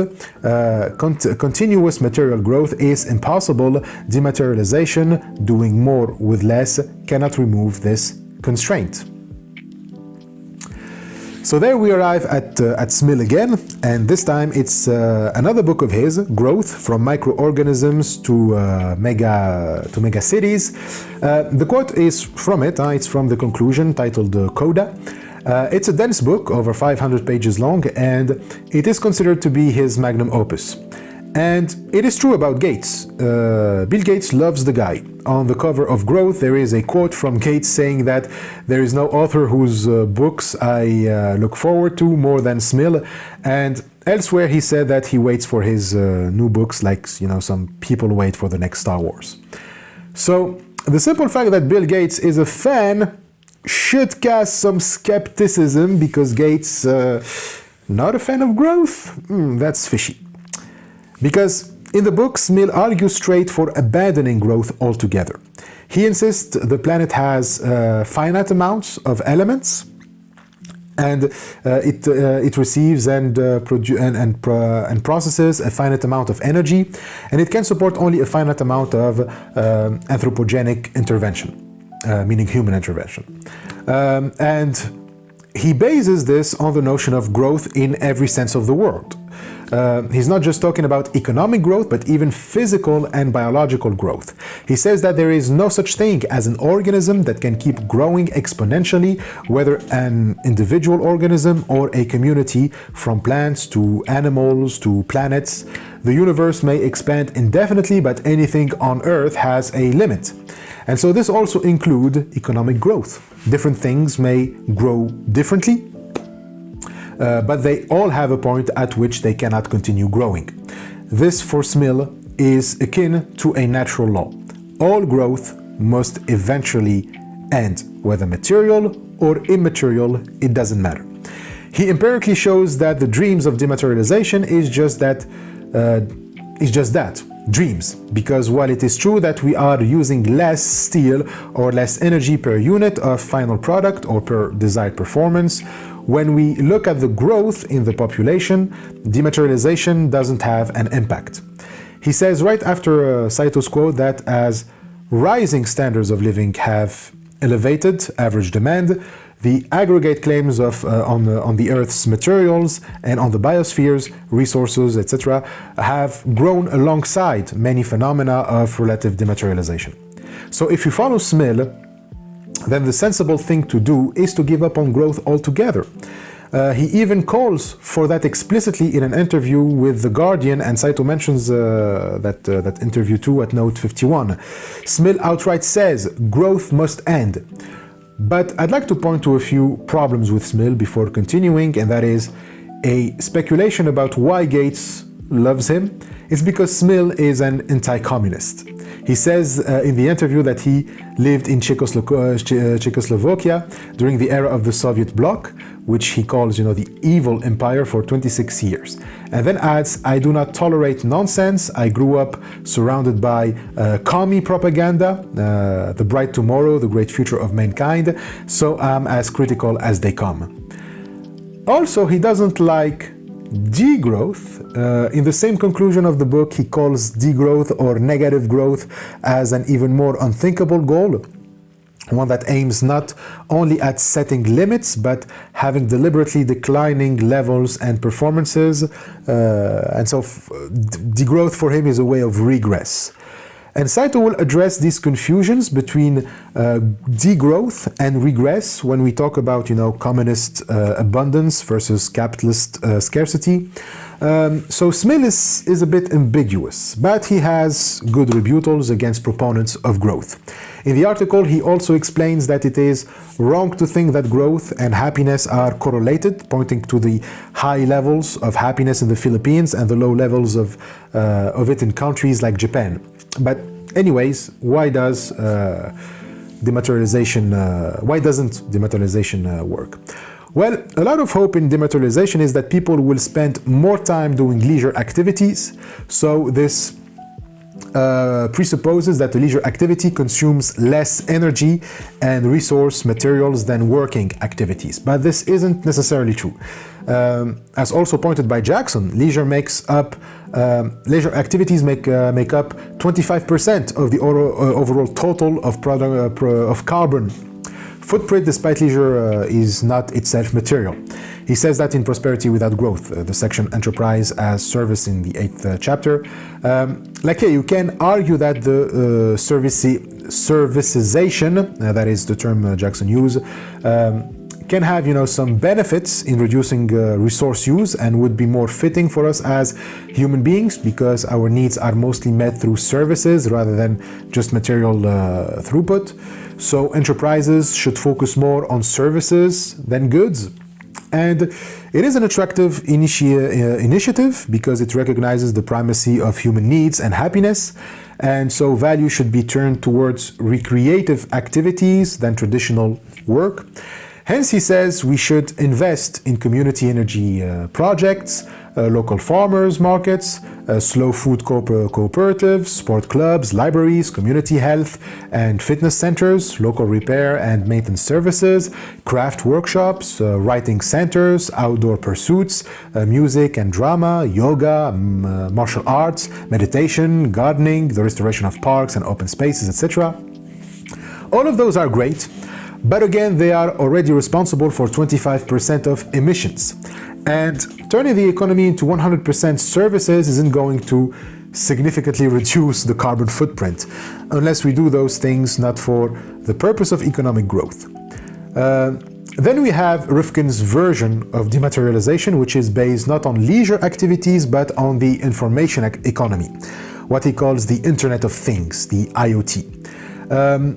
It refers to the network of physical objects, often called things, that are embedded with sensors, software, and connectivity so they can collect and exchange data over the internet.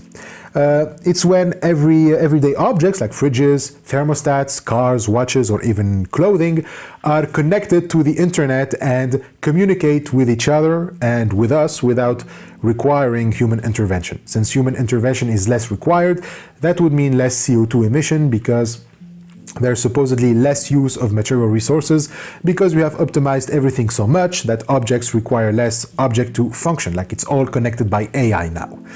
So here the primary energy resource would be information, a completely immaterial resource that we can exploit indefinitely. And so this would transition us into a new industrial paradigm, a third revolution, according to Rifkin, where digital communication, renewable energy, and smart logistics converge.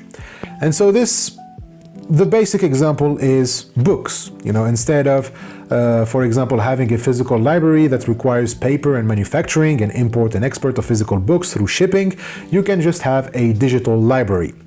Or like we said earlier, everything can be done through the internet, which means that knowledge, information, and human cognitive capacities like creativity, communication, and learning become, the primary sources of economic value rather than physical labor or industrial production. So that's the digitalization of the economy, where value is squeezed out of mental labor, out of information and communication. This is called cognitive capitalism. In traditional capitalism, wealth was generated primarily through physical labor and industrial production. In cognitive capitalism, the most valuable resources are immaterial. They are ideas, knowledge, innovation, data, intellectual property, etc. Work becomes more about mental and affective labor, like designing, coding, writing, teaching, researching, or even, engaging on social media, that rather than, based on manual tasks. Workers are valued for their brains and social capacities more than what they can do with their physical bodies. But this, of course, requires computers and services, but in a huge quantity, which again brings us back to the same problem with electric cars. Services, mental labor, communication, and information all require a material support that consumes power. Who is going to manufacture them? Where are we going to extract the lithium and cobalt necessary to make the batteries? So yeah, again, it's all a myth and a dream. So according to Saito, the fact that all of these solutions are in reality not decreasing our emissions, it's reasonable to ask what their intentions even are. What are their intentions in the first place? Do they want to combat climate change at this point? From the looks of it, what they are asking for is rather adapting to climate change than stop it. We just have to adapt to a life in a world as warm as 37.4 degrees Fahrenheit. And yes, these are also strategies being taken seriously and considered seriously. They are promoted by think tanks like the Breakthrough Institute. It's an environmental research center located in California and co-founded in 2007 by Ted Nordhaus, the nephew of William Nordhaus, the Nobel Prize winner who said that it's okay if farmers die because they only contribute to 4% of the GDP. We said that last time. We said that in the previous chapter. But you also have great minds like Steven Pinker, the psycholinguistic who have abandoned linguistics to become the anti-Chomsky, and Bill motherfucking Gates. Their solution to climate change is to adapt and shut the fuck up.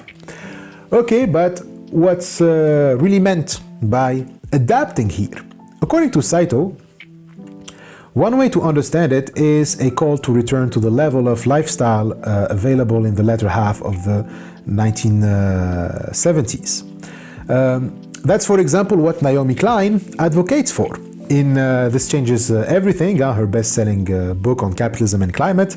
She says in the second chapter, the chapter called Hot Money, in the section from frenetic expansion to steady states, she says that climate change deniers like to claim that environmentalists want to return us to the Stone Age when in reality what we want is to live within ecological limits, to return to a lifestyle similar to the one we had in the 70s, before consumption levels went crazy in the 80s.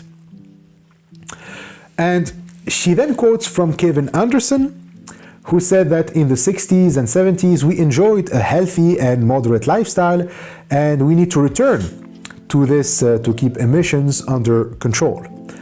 That's also Smill's solution in the interview with The Guardian. He says that we could halve our energy and material consumption, and this would put us back around the level of the 1960s. Life wasn't horrible in the 1960s and 70s in Europe. People would no longer be able to fly to other continents for a 3-day visit, but so what? Not much is going to happen to their lives. So adapting to climate change doesn't mean we just don't do anything about it, but rather it's a call for a simple life, a return to a life where people living in Asia and Europe don't take planes to just, spend a few days in New York or drink Beaujolais Nouveau flown in on the same days, on the same day of its release. So anyway, so this doesn't sound bad, right? Well, if it is promoting alongside, if it is being promoted alongside nets, nuclear energy, and geoengineering, well, and trust me, geoengineering is a fun one. I will come back to that one. Then, if you know this return to the 70s lifestyle capitalism is promoted alongside these great technologies, then we have reasons to doubt it. If the solution is to go back to the 70s style capitalism, again, what is preventing it from escalating again and hit a dead end exactly like it did in the 70s and bring about a second age of neoliberalism when the planet hasn't recovered yet? And even if we go back in time, emissions were already high in the 70s. All of these solutions all lead to the same future, like temperatures would again rise up to 37.4 degrees Fahrenheit. At that heat, there will be no grapes to cultivate, so no more wine. That's how bad it is, you know. In all futures, it's the apocalypse and there won't be wine to even cope. To conclude, of course, we all know that these harsh visions of how much our lives might deteriorate in the future hardly make for attractive political choices. But to respond to this difficulty by turning our backs on it and supporting more palatable green growth political packages in order to win elections, no matter how sincere the intentions behind them might be, amounts to nothing more than greenwashing dressed up as a concern for the environment. It's exactly this sort of wishful thinking that further strengthens our attachment to the imperial mode of living, resulting in more pressure to exploit the periphery than ever. If we continue down this path, it won't be long before we end up suffering the consequences at home as well. Yeah, so having run all the solutions to climate change proposed in relation to growth, we can conclude that they all fail.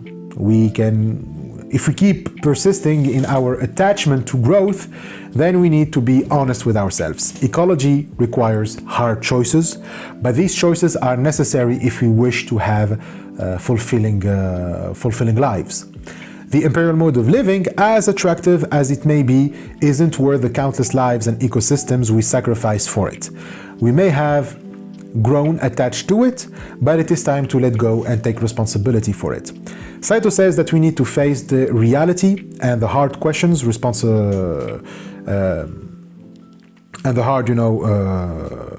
questions. Well, there are hard questions that they put us in front of our responsibility. Questions like how serious are we about reducing carbon dioxide emissions? Who will shoulder the cost? What sort of reparations are we willing to make to the global south for everything taken from it by the imperial mode of living? What are we prepared to do about the additional environmental destruction caused by the very process of transitioning to a sustainable economy?